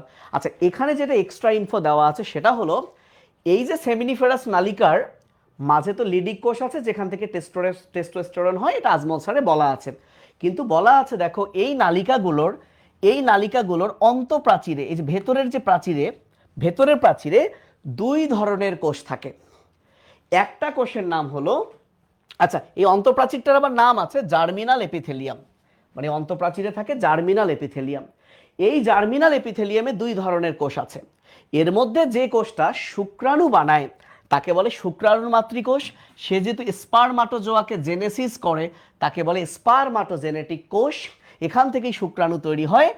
আর তাকে পুষ্টি দেওয়ার জন্য আর একটা কোষ আছে সার্টলি কোষ, যেটা এই শুক্রাণুকে পুষ্টি দেয়, যেটা এই শুক্রাণুকে পুষ্টি দেয়। সো এই কথাটা কিন্তু তোমাদের আজমল স্যারের বইয়ে নাই। তাহলে আমি আবারও বলি, খুবই সিম্পল, এটা যদি একটা শুক্রাশয় হয়, এগুলো হচ্ছে শুক্রাশয়ের আসলে এরকম কতগুলো খণ্ড থাকে, এই খণ্ডের মধ্যে আছে সেমিনিফেরাস নালিকা, সেমিনিফেরাস নালিকা, এই জায়গায় আছে ইন্টারস্টিশিয়াল কোষ অফ লিডিক। এই সেমিনিফেরাস নালিকার অন্তঃপ্রাচীরটাকে বলে জার্মিনাল এপিথেলিয়াম। তার মধ্যে দুই ধরনের কোষ যে শুক্রাণু বানায়, স্পারমাটোজেনিক কোষ, নাম দেখেই ভাই বোঝা যাবে, তোমার একটাও মুখস্থ লাগছে না। আর যেটা পুষ্টি দিবে তার নাম সার্টোলি কোষ। সেটা কয়েকবার বলো, সার্টোলি কোষ কি দিবে? পুষ্টি দিবে। সার্টোলি কোষ কি দিবে? পুষ্টি দিবে। এবং এই সেমিনিফেরাস নালিকা মিলে যে জালের মতো অংশ হলো তার নাম রেটিটেস্টিস, সেখান থেকে 20টা 4 মিলিমিটার তার হচ্ছে ভাস ইফারেন্সিয়া। তাহলে একটা শুক্রাশয়ের ভেতর সিকোয়েন্সটা হলো সেমিনিফেরাস নালিকা, এইটা ভুল আছে, আগে রেটিটেস্টিস হবে তারপরে হবে ভাস ইফারেন্সিয়া। তাহলে সেমিনিফেরাস নালিকা, রেটিটেস্টিস, ভাস ইফারেন্সিয়া, সেমিনিফেরাস নালিকা, রেটিটেস্টিস, ভাস ইফারেন্সিয়া। এরপর কি আছে খেয়াল করো, এরপর কি আছে? ছবিটা দেখো আজমল স্যারের বইয়ে, আজমল স্যারের বইয়ের ছবিটা দেখো, একদম নামের সাথেই মিল আছে। এইটা যদি শুক্রাশয় হয়, ঠিক এই শুক্রাশয়ের মাথায়, ঠিক এই শুক্রাশয়ের মাথায় দেখো টুপির মতো একটা কিছু আছে। তো তোমরাই বলো তো এপি শব্দটার অর্থ কি? এপি শব্দটার অর্থ উপরে, এপি শব্দটার অর্থ উপরে। তো এপি শব্দের অর্থ যেহেতু উপরে, এর যেহেতু উপরে আছে তার নাম এপিডিডাইমিস। শেষ। তাহলে এপিডিডাইমিস কি? এটা কিন্তু শুক্রাশয়ের অংশ না, এটা কিন্তু প্রজননতন্ত্রের, পুরুষ প্রজননতন্ত্রের শুক্রাশয়ের পরের অংশ। অর্থাৎ শুক্রাশয় থেকে শুক্রাণুগুলো এপিডিডাইমিসেই যাবে। এর আবার 3টা অংশ আছে দেখো, এটা হচ্ছে মাথা, এই জায়গাটা, তারপর এটা মধ্যখণ্ড, আর এই যে নিচের অংশটাকে আমরা বলবো লেজ। তো এইগুলোর আবার অপর নামও আছে, চলো আমরা সেটা দেখে আসি। সেখানে একটা সংখ্যা আছে, মানুষ সে শুক্রাশয় প্রতি সেকেন্ডে 1500, 1500 দিয়ে বায়োলজিতে 5টা কথা মনে রাখবা, 1500 দিয়ে বায়োলজিতে 5টা কথা মনে রাখবা। মানুষ ডেইলি মুতু করে 1500, মানুষ ডেইলি থুতুও করে 1500, থুতু মানে হচ্ছে লালারস ক্ষরণ করে 1500। সো মুতু থুতু 1500। মানুষের যে মাথা, এই মস্তিষ্কের আয়তন হচ্ছে 1500 ঘন সেন্টিমিটার। তাহলে মুতু থুতু মাথু। মানুষের যে যকৃত, মানুষের যে যকৃত সেটা 1500 ml রক্ত জমা রাখে, 1500 ml রক্ত জমা রাখে, এই জন্য এটাকে রক্তের ভান্ডার বলা হয়। তাহলে কয়টা হলো? একটা হচ্ছে মুতু, একটা থুতু, একটা মাথু, একটা যকৃতু। এবার মানুষের, এটা আলিম স্যারের বইয়ে আছে, রেসিডিউয়াল ভলিউম। রেসিডিউয়াল ভলিউম কি? এই যে আমি নিঃশ্বাস ছাড়লাম, এই যে যতটুকু ছাড়লাম এটার পরিমাণ 500, এটাকে বলে টাইডাল ভলিউম, টাইডাল ভলিউম। এবং এটা ছাড়ার পরেও আমার শরীরে যেটুকু অবশিষ্ট থাকলো তাকে বলে রেসিডিউয়াল, রেসিডিউ মানে অবশিষ্ট, এটার পরিমাণও হলো 500। আর আজকে আমরা শিখলাম প্রতি সেকেন্ডে শুক্রাণু তৈরি হয়, শুক্রাণু পার সেকেন্ড 1500। তাহলে বায়োলজি বইয়ে 1500 দিয়ে আর কিছু নাই, থাকলে জানাইতে পারো। তাহলে এই যে একসাথে 1500গুলোকে আমি একসাথে লিখলাম, এটাকেই বলে কোরিলেশন। তাহলে বলো 1500 দিয়ে কি আছে? মুতু, মানুষ ডেইলি মুতে 1500, থোতে না থোতে থুতু করে 15, আচ্ছা সরি, মুতু 1500, থুতু 1500, মাথু, যকৃতু, রেসিডু সব উ, শুক্রাণু সব উ ভাইয়া। তাহলে বলো মুতু, থুতু, মাথু, যকৃতু, রেসিডু, শুক্রাণু, আবার ডিম্বাণু। তাহলে কিন্তু ঝামেলা ভাই, ডিম্বাণু সেকেন্ডে 1500, মাসেই তো একটা হয়, কি কস? চল ঠিক আছে, তাহলে একসাথে এটা পারবা কিনা? এই তোমাদের কমেন্ট পড়ি অনেকক্ষণ ধরে, অনেকক্ষণ ধরে কমেন্ট পড়ি না, বলো এই মুতু থুতু মাথু একটু কমেন্ট করো, পোলাপান। হ্যাঁ নাজমা, সাবাস নাজমা, লিম্ফোসাইটে চলে গেছে, মাই গড কি অবস্থা। নাজমা বস, নেই নাজমা কিন্তু ট্যালেন্ট আছে সেই। আচ্ছা তাহলে এপিডিডাইমিস, তো মনে রাখো এপিডিডাইমিসের দৈর্ঘ্য 4 থেকে 6, কিন্তু এটা মিটার। তাহলে ভাস ইফারেন্সিয়া ছিল 4 মিলিমিটার, এপিডিডাইমিস মিটার, এগুলো আসবে না। আসবে কোনটা? এইটা। এপিডিডাইমিসের 3টা অংশ, মস্তক, মনে রাখবা মাথায় আমরা ক্যাপ পরি, তাহলে মস্তক হচ্ছে ক্যাপুট, দেহ এটাই মাঝখানে, তাহলে মধ্য, আর লেজ, তোমরা রুই মাছে পড়ছো, রুই মাছের লেজে যে ধমনী রক্ত নিয়ে যায় তার নাম কডাল ধমনী। কি নাম? কডাল ধমনী। আই এমডি মৃদুল, তোমার বই 23 সালের আর আমি পড়াচ্ছি 25 সাল, তাহলে আমি কি না? 25 সালই পড়তে হবে, 23 সালের বই চলবে না তো? কি বলো, 23 সালের বই চলবে না? চলবে না বলা ঠিক না, মানে টিচাররা 25 সালের বই থেকে প্রশ্ন করবে, আর তুমি কোনটা পড়বা তোমার ইচ্ছা। ওকে, এখন আসো এপিডিডাইমিসের কাজ কি। একটা জিনিস চিন্তা করো, সেটা হলো শুক্রাশয়ে শুক্রাণু তৈরি হয়েছে। দেখো শুক্রাশয়ে শুক্রাণু কই গেল, শুক্রাশয়ে শুক্রাণু তৈরি হয়েছে। সেই শুক্রাণুটা, এই ছবিটাই ভালো আছে, সেই শুক্রাণুটা এপিডিডাইমিসে গিয়ে জমা থাকবে, 1 মাসের মধ্যে জমা থাকবে। এই 1 মাস কি করবে জানো, এই এপিডিডাইমিস 1 মাস তাকে খাওয়াবে, পুষ্টি দিবে যে তুই আর একটু তরতাজা হ, ভালোভাবে নিষেধ করা লাগবে কিন্তু, বুঝলা, আরও একটু তরতাজা হ। 1 মাস জমা রাখে। সাথে কি করে, ধরো তুমি যখন ওই কি বলে এটাকে, ধরো ধান মাড়াই করছো, ধানের সাথে কিছু পাতান থাকে না, সো তুমি যদি ধানের সাথে ওই খড়খুঁটা সহ বিক্রি করো, ওই ধানের কি দাম বাড়বে না? তো শুক্রাণু তৈরি হওয়ার সময় এই শুক্রাণুর সাথে যদি কিছু এক্সট্রা পদার্থ থাকে, যেগুলো থাকলে শুক্রাণুর নিষেক ক্ষমতা কমে যাবে, এই এপিডিডাইমিস করে কি, এই 1 মাস ধরে শুক্রাণু থেকে ওই পদার্থগুলোকে আলাদা করে করে জাস্ট জেনুইন শুক্রাণু রাখে, যেটা ভালো মতো নিষেক করতে পারে। সো এপিডিডাইমিসের ভাইয়া 3টা কাজ, তুমি এভাবেই মনে রাখবা। প্রথম কথা হলো, কোথায় গেছে, কোথায় গেছে, এই যে দেখো, সে শুক্রাণুর ভেতর থেকে তরল এবং বিভিন্ন কঠিন অসার পদার্থ, যেগুলো আসলে সার নাই, মজবুত না, সেগুলোকে আলাদা করে নিষেক ক্ষমতা বাড়ায়। এজন্য এজন্য তাকে জমা রাখে। এটা লিখে রাখো, অন্য বইয়ে আছে, 1 মাস জমা রাখে, 1 মাস, বা কোথাও লেখা আছে 1 মাসেরও বেশি জমা রাখে। পাশাপাশি দেখো এই 1 মাস জমা রাখবে, খাবার দাবার দিতে হবে না, পুষ্টি দেয়। তাহলে এপিডিডাইমিসের কাজ কি বলো, এপিডিডাইমিসের কাজ হলো, এক, শুক্রাণু থেকে খারাপ পদার্থ আলাদা করে তার নিষেক ক্ষমতা বাড়াবে, পুষ্টি, এবং 1 মাস জমা রাখবে। এইবার আসো ভাস ডিফারেন্স। তাহলে আবার আমরা এই ছবিটাতে যাই, লক্ষ্য করো এই এপিডিডাইমিসের যে লেজ, এই এপিডিডাইমিসের যে লেজ, সেই লেজটা চলে গেল একটা বিশাল নালীর মধ্যে। এই সেই বিখ্যাত নালী, এই সেই বিখ্যাত নালী, যে নালীটা অনেক পুরুষ আছে জাস্ট সামান্য লুঙ্গির বিনিময়ে কেটে ফেলে। সো তোমরা দেখবা, আমি যখন ঢাকা মেডিকেল আউটডোরে ছিলাম, সো দেখা গেল 4-5টা মামার বাচ্চা হয়ে গেছে, সে আর নিবে না। তো তখন অফার দেওয়া হয় যে একটা অপারেশন হবে। তোমরা নিশ্চয়ই জানো যে টমি মানে কাটাকাটি, রাইট, টমি, টমি মানে কাটা। আমি অ্যানাটমি নিয়ে পড়াশোনা করছি, সো কাটাকাটি, ব্যবচ্ছেদ বিদ্যা। আর একটমি মানে কাইটা ফেলে দেওয়া। এই ভাস ডিফারেন্সকে যদি কোনো কারণে কাইটা ফেলে দেওয়া হয়, তার নাম ভাসেকটমি। বিয়ের আগে খবরদার লুঙ্গির লোভ এটা কইরো না, ওই মামার 4-5টা হয়ে গেছিল বাচ্চা, তাই। তারপরে এইটা যদি কাইটা ফেলা হয়, তাহলে বুঝো জিনিস তৈরি হবে কিন্তু জিনিস কিন্তু আর যাবে না, সো বাচ্চা হওয়ার চান্স নাই। সো একটা পুরুষের স্থায়ী বন্ধা করার জন্য যে প্রসেস, এটা খুব আসে পরীক্ষার জন্য, তাকে বলা হয় ভ্যাসেকটমি।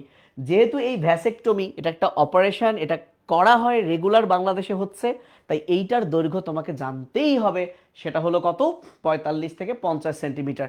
সো তোমরা কেউ কি জানো, কেউ কি জানো তোমার বডিতে আর কি কি আছে 45 সেন্টিমিটার?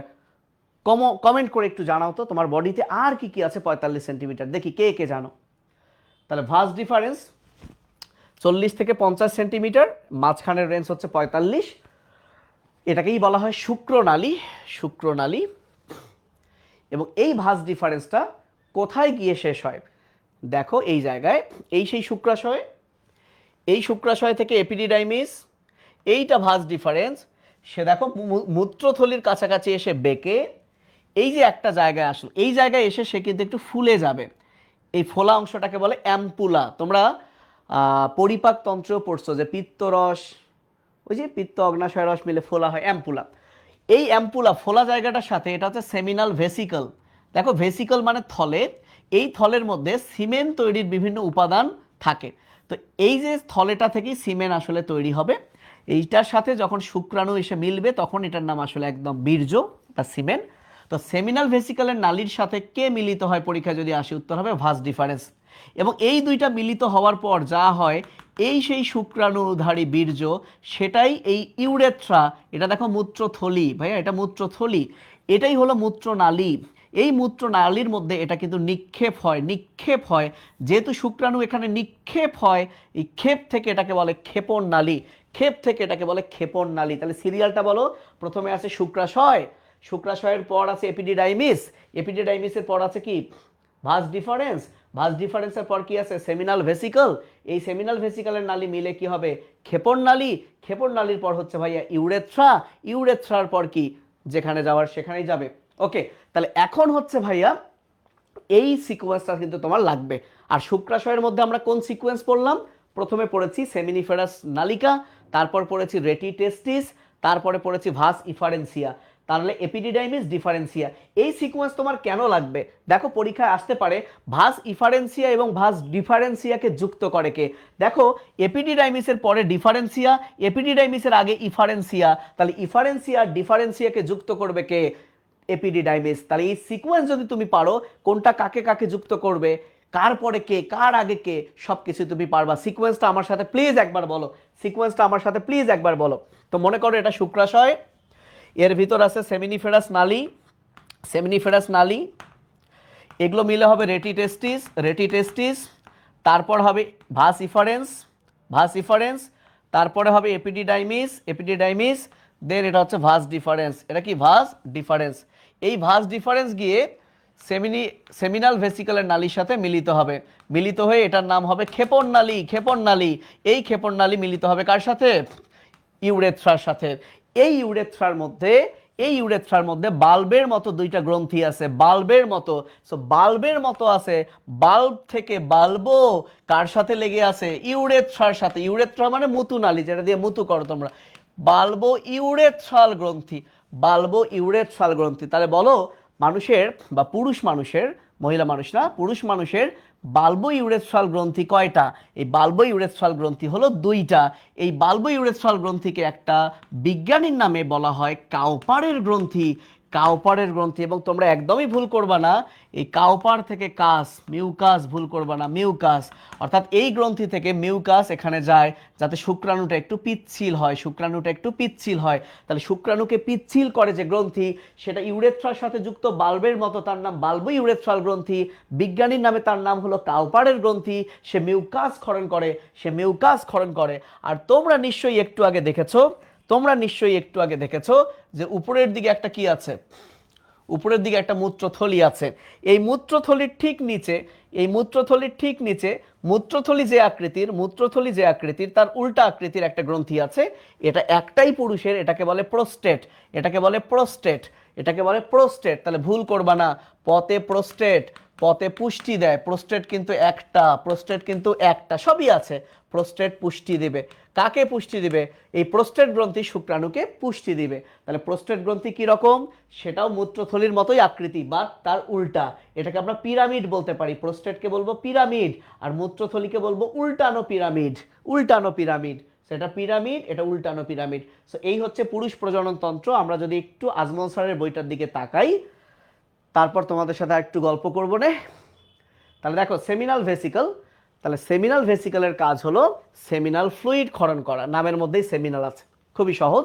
যেটা 70% বীর্য বা সিমেন্ট গঠন করে। 70% কেন? কারণ বাকি পার্সেন্টগুলো তো শুক্রাণুর থেকেই আসে, মানে শুক্রাণু তো ওখানে থাকবে। এরপরে কি হয়? ক্ষেপণ নালী। তাহলে পরীক্ষা আসতে পারে কোন কোন নালী মিলে ক্ষেপণ নালী হয়? এই যে সেমিনাল ভেসিকলের নালী আর ভাস ডিফারেন্স, এই ভাস ডিফারেন্সের বাংলা হলো শুক্রনালী। দৈর্ঘ্য কখনো আসে নাই। তাহলে ক্ষেপণ নালী দেখো লেখা আছে, এই লাইনটাও পড়তে হবে, প্রোস্টেট গ্রন্থির মধ্য দিয়ে প্রসারিত হয়। ছবিটা দেখো, এইটা যদি হয় ক্ষেপণ নালী, সে কিন্তু প্রোস্টেট গ্রন্থির মধ্য দিয়েই ঢুকে গেছে। তাহলে কোন গ্রন্থির মধ্য দিয়ে ক্ষেপণ নালী প্রবেশ করে? প্রোস্টেট গ্রন্থি, প্রোস্টেট গ্রন্থি। তাহলে বলো তো ক্ষেপণ নালীর কাজ কি? ক্ষেপণ নালী কোথায় নিক্ষেপ করলো? কোথায় নিক্ষেপ করলো? ইউরেথ্রায়। তাহলে প্রশ্ন হবে ক্ষেপণ নালী শুক্রাণুকে কোথায় পৌঁছে দেয়? ইউরেথ্রায়। এবং সেই ইউরেথ্রা যেটা দিয়ে মুতুও বের হবে, বীর্যও বের হবে। তাই এটাকে পুরুষের বেলায় বলা হয় অভিন্ন নালী। তাহলে কোনটি রেচন জননতন্ত্রের অভিন্ন নালী? সেটা হলো মূত্রনালী, যেটা 18 থেকে 20 সেন্টিমিটার, যেটা 18 থেকে 20 সেন্টিমিটার। তাহলে ছেলেদের বেলায় এটা একই সাথে রেচন নালী আবার জনন নালী, মেয়েদের বেলায় কিন্তু রেচন নালী আলাদা, জনন নালী আলাদা। এবার আসো বহিস্থ যৌনাঙ্গ, অর্থাৎ এই যে তোমরা স্ক্রোটামটা পড়লা, যার ভেতর থাকে দুইটা শুক্রাশয়, এই স্ক্রোটামটা কিন্তু বাইরে থেকে যেহেতু দেখা যায়, সেটা হলো বহি যৌনাঙ্গের মধ্যে পড়ে। এখান থেকে খুব বেশি পড়ার দরকার নাই। হাইড্রো মানে পানি, সিল মানে গহ্বর। এই থলের মধ্যে যদি পানি জমে, এই থলের মধ্যে 5 ধরনের পেশি স্তর আছে, বুঝছো? তো এখানে যদি পানি জমে সেটাকে আমরা বলি হাইড্রোসিল। বলো সেটাকে আমরা কি বলি? হাইড্রোসিল। এবং এই স্ক্রোটাম শুক্রাণু উৎপন্নের অনুকূল তাপমাত্রা রক্ষা করে এবং এই যে চাপ থেকে রক্ষা করে, চাপ লাগলে পিছলে যাবে, খুব ইজি ব্যাপার। এবার আসো পুরুষাঙ্গ যেটা, সো পুরুষাঙ্গের এই যে সামনের যেটা প্রিপিউস, যেটা মুসলমানের সময় কেটে ফেলা হয়। আমার এক ফ্রেন্ড, তার নামটা বলবো কিনা, সে এখন ইংল্যান্ডে, সো তার নাম না বলি, সে আমাকে একদিন বলে, এই ফাহাদ তোর প্রিপিউসটা দে। আমি বললাম, এই শালা কি কস? তো সেই কলমের এই মাথাটাকে সে প্রিপিউস বলতো, অর্থাৎ এটাকে মানে এরকম কিছু একটা, মানে ওর কথা হঠাৎ মনে পড়লো এটা দেখে। তো এইখানে একটা আজমল স্যারের বইয়ে সূক্ষ্ম ভুল আছে, এরকম ভুল তোমাদের আসলে মেডিকেল পরীক্ষার টিচার এগুলো খেয়ালও করবে না। সেটা হলো এই যে পুরুষাঙ্গে দুই ধরনের ইরেকটাইল টিস্যু আছে। ইরেকটাইল টিস্যুর মধ্যে একটার নাম দেখো কর্পোরা ক্যাভার্নোসা, আর একটার নাম দিয়েছে কর্পোরা স্পঞ্জিওসাম।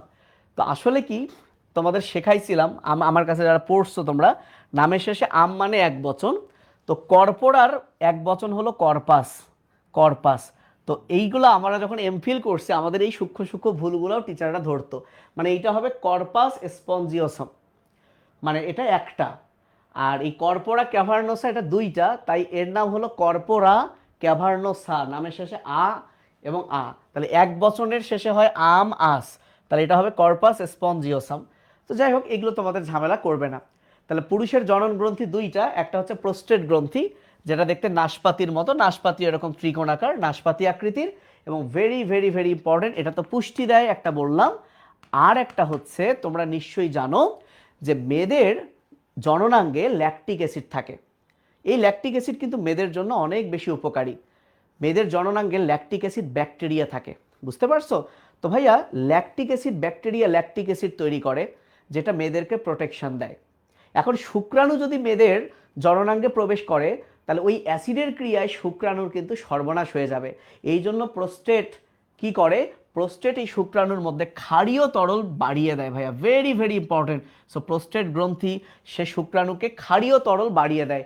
এতে করে এই ক্ষারীয় তরল বৃদ্ধির কারণে মেয়েদের জননাঙ্গের ভেতর যখন শুক্রাণু প্রবেশ করবে, তখনও কিন্তু তার খুব একটা সমস্যা হবে না।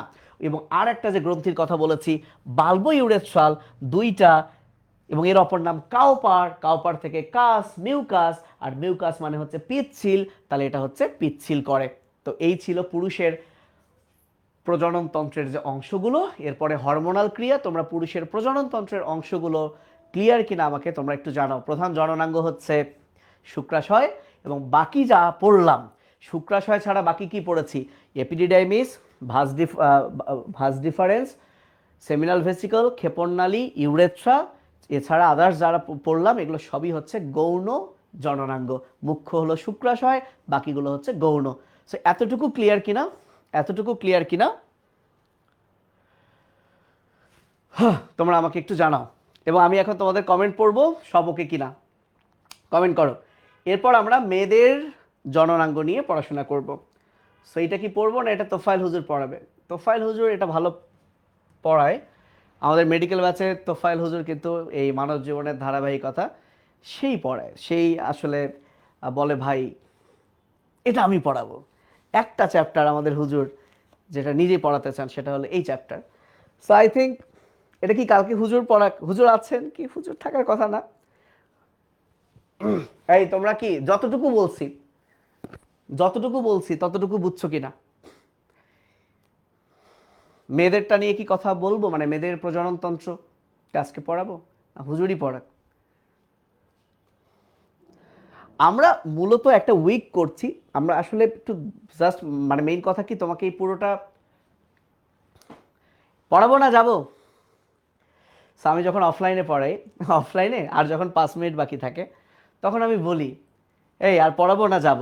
ওই সময় আমি, মানে ওই সময়টাতে আমি কারো জান কারো পড়ান হয়ে যাই।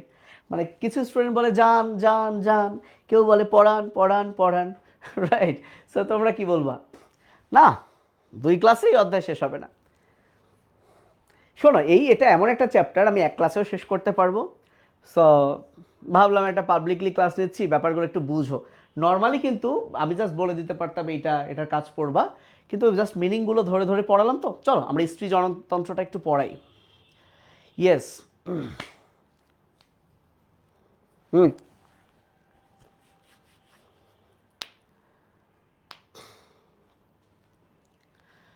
আচ্ছা, অনেকেই পড়ান বলছে আমাকে। আচ্ছা, ঠিক আছে। আচ্ছা, মেয়েদের যে স্ত্রী প্রজনন তন্ত্রের অংশটা শেষ করি, সাথে আমরা রজচক্র বলে একটা কথা আছে, মেয়েদের প্রতি মাসে যে মেনস্ট্রুয়েশন হয়, এই রজচক্রটা কেমনে হয় এই পর্যন্ত আমরা পড়াই দিই। তারপরে কিভাবে বাচ্চা কাচ্চা হয় এটা আমাদের হুজুর দেখায় দিবে, ঠিক আছে? ওকে, এক্স্যাক্টলি আমরা দাগানো বইয়ের পিডিএফ দিয়ে দিব, এটার দাগানো বইয়ের পিডিএফ দিয়ে দিব। দেন তবে একটা কথা বলি, এই চ্যাপ্টার থেকে মেডিকেল ভর্তি পরীক্ষার জন্য কিন্তু শেষের টপিকগুলোই না বেশি ইম্পর্টেন্ট। ওই যে অমরা, ভ্রূণস্তর, মারাত্মক ইম্পর্টেন্ট। অ্যাক্টোডার্ম, মেসোডার্ম, অ্যান্ড্রোডার্ম থেকে কী কী তৈরি হয় এগুলো আমরা অনেক ট্রিক দিয়ে পড়াই, তো ওইগুলোই বেশি ইম্পর্টেন্ট। বাট শুরুর দিকে তো এগুলো আছে, সেগুলো তো এখন আমাদেরকে দেখাতেই হবে। হ্যাঁ, মানবদেহের প্রতিরক্ষা, এক্স্যাক্টলি মানবদেহের প্রতিরক্ষা তোমাদের হুজুর আগে পড়াবে, তারপর আমি শেষ করব। মানবদেহের প্রতিরক্ষা তোমাদের হুজুর আগে পড়াবে, তারপর আমরা শেষ করবো। আর সাত ভাইয়া তো কেমিস্ট্রি নিয়ে আসতেছে, সো এগুলো মিস করো না, ঠিক আছে? ওকে, আচ্ছা, যা আমি আর এত ডিটেলসে কোনো কথা না বলে যতটুকু তোমাদের পরীক্ষার জন্য দরকার আমি ততটুকুই বলি, ঠিক আছে? এত ডিটেলস না বলি। আচ্ছা চলো, ডিম্বাশয় তাহলে ওভারি, এটা আমরা জানি। এবং পুরুষের যেমন প্রধান জননাঙ্গ ছিল শুক্রাশয়, মেয়েদের প্রধান জননাঙ্গ হচ্ছে ডিম্বাশয়। এখন এই ডিম্বাশয়ের মানে তো ওভারি, সেই ডিম্বাশয়কে ধরে রাখার জন্য সাসপেন্স মানে কি ধরে রাখা আর কি, সাসপেন্সরি লিগামেন্ট থাকে, সংক্ষেপে আমরা বলি শালি। তো এই সাসপেন্সরি লিগামেন্ট তুমি আর কোথায় কোথায় পেয়েছো? তোমার বায়োলজি বইয়ে লেন্সে পেয়েছো। তো মনে রাখো, সাসপেন্সরি লিগামেন্ট কিন্তু লেন্সকেও ধরে রাখে। এই যে তুমি এখানে সাসপেন্সরি লিগামেন্টটা পেলে, আবার আমি তোমাকে সাথে সাথে বলে দিলাম তাহলে সাসপেন্সরি লিগামেন্ট কোথায় কোথায় থাকে। এক হচ্ছে ডিম্বাশয়, আবার আমি তোমাকে বলে দিলাম লেন্সেও থাকে। এই ব্যাপারটাকে বলে কোরিলেশন। একই রকম জিনিস যখন একসাথে করে পড়বা মনে থাকবে, ভালো কথা। সাসপেন্সরি লিগামেন্ট থাকে, ভালো কথা। এর সাহায্যে আসলে ঝুলে থাকে ডিম্বাশয়। এখন এরও দৈর্ঘ্য প্রস্থ আছে, আসলে খুব একটা আসে না। তো ডিম্বাশয়ের মধ্যেও কিন্তু আছে জার্মিনাল এপিথেলিয়াম, যেখান থেকে ডিম্বাণু তৈরি হয়। আমরা আসলে যেটা পড়ব সামনের দিকে আমরা আগাই, ডিম্বাশয়ের কাজ, শুক্রাশয়ের কাজ যেহেতু ডিম্বাণু মানে শুক্রাণু তৈরি করা, তাহলে ডিম্বাশয়ের প্রধান কাজ ডিম্বাণু তৈরি করা, এটা তার বহিঃক্ষরা কাজ। শুক্রাশয়ে তৈরি হয়েছে টেস্টোস্টেরন টেস্টিস থেকে, ডিম্বাশয়ে ইস্ট্রোজেন আর প্রোজেস্টেরন। একটা জিনিস জীবনেও ভুলবা না, প্রতে প্রোজেস্টেরন, প্রতে প্রেগন্যান্ট, এটা ভুলবা না। তাহলে কি বললাম তাহলে একদম মাথায় গেঁথে রাখো, প্রতে প্রোজেস্টেরন, প্রতে হচ্ছে প্রেগন্যান্ট, অর্থাৎ প্রেগন্যান্সির হরমোন। মানে যখনই তোমাকে পরীক্ষায় বলবে গর্ভাবস্থায় মেয়েদের কোন হরমোন ক্ষরণ হয়, তখন অবশ্যই প্রোজেস্টেরন ব্যাপারটা থাকবে। এইটা মাথায় একদম গেঁথে রাখো। স্ত্রী জননতন্ত্র থেকে সবচেয়ে গুরুত্বপূর্ণ যে পড়া, সেটা হলো কিন্তু ডিম্বনালী বা ফেলোপিয়ান টিউব। এইখান থেকে আমি একদম রজচক্র এই পুরো ব্যাপারটা তোমাদেরকে দেখাই দিচ্ছি। লক্ষ্য করো ছেলেমেয়েরা, এই হচ্ছে ডিম্বাশয়। হ্যাঁ, এই হচ্ছে ডিম্বাশয়। আরে আজমল স্যার ডিম্বাশয়কে পিঙ্ক দিয়েছে, মেয়েরা পিঙ্ক পছন্দ করে এই কারণেই কি দিয়েছে না কি কারণে বলো তো? আচ্ছা, ডিম্বাশয়, সো মেয়েদের দুইটা ডিম্বাশয়, একটা ডান ডিম্বাশয়, একটা বাম ডিম্বাশয়, ভালো কথা। এই ডিম্বাশয় থেকে যখন ডিম্বাণুটা তৈরি হবে, সেই ডিম্বাণুটাকে ধরে ফেলবে এইটা, এবং এই জিনিসটা দেখতে আঙ্গুলের মতো, ফিঙ্গার লাইক, আঙ্গুল দিয়ে ধরে ফেলবে খপ করে, সো ফিঙ্গারের মতো, তাই এটাকে বলে ফিমব্রি। তুমি এভাবেই মনে রাখবা। তাহলে যখনই পরীক্ষায় প্রশ্ন আসবে যে আঙ্গুলের মতো প্রবর্ধনকে কি বলে, সো আঙ্গুল মানে ফিঙ্গার থেকে ফিমব্রি, পরীক্ষায় কিন্তু আসবে। আচ্ছা, তাহলে দেখো, ডিম্বাশয় হচ্ছে এই জিনিসটার নাম, এবং এই ডিম্বাশয় থেকে ডিম্ব বের হয়ে আসবে। যদিও ডিম্বাণু বের হয়ে আসে না, বের হয়ে আসে সেকেন্ডারি ওসাইট। এইটা নিয়ে অনেক কথা বলা যায়, বাট এখন এটা নিয়ে বলছি না। তো আমি যাকে বলবো ডিম্বাণু বের হয়ে আসবে, সেটা আসলে সেকেন্ডারি ওসাইট, বাট এটাকে আমরা ডিম্বাণু নামেই বলবো। ওকে, আচ্ছা। তো এই যে পুরো জিনিসটা এখান থেকে শুরু করে এই পুরো জিনিসটা হলো ডিম্বনালী, পুরোটা হলো ডিম্বনালী। পরীক্ষায় এটা খুবই আসে যে মানুষের ডিম্বনালীর অংশগুলো কি।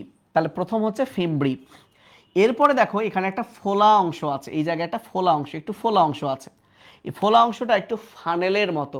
এই funnel, funnel, funnel, so funnel থেকে, তাহলে তুমি মনে রাখবে এভাবে দেখো, তোমার এত কিছু তো মনে থাকবে না, বাট তুমি খেয়াল রাখবা যখনই বলবে ফানেলের মতো তখন আনসার হবে ফান্ডিবুলাম। ফানেলের মতো আনসার হবে ফান্ডিবুলাম। বুঝতে পারছো? তাহলে ফিমব্রির পরে হচ্ছে ফান্ডিবুলাম, ফানেলের মতো ফান্ডিবুলাম। Okay fine. এইবার দেখো এরপরে একটা বেশি ফোলা অংশ আছে তুলনামূলক, এখানে না ছবিটা ওভাবে আসলে দেখানো হয়নি। আচ্ছা, তো এই যে ফোলা বা স্ফীত অংশকে আমরা বলি অ্যাম্পুলা। বলো কি বলি? অ্যাম্পুলা। তাহলে যখনই পরীক্ষার প্রশ্ন হবে যে ডিম্বনালীর বা এর আরেকটা নাম ফেলোপিয়ান টিউব, এই ফেলোপিয়ান টিউবের স্ফীত অংশকে কি বলে, তাহলে আনসার হবে অ্যাম্পুলা।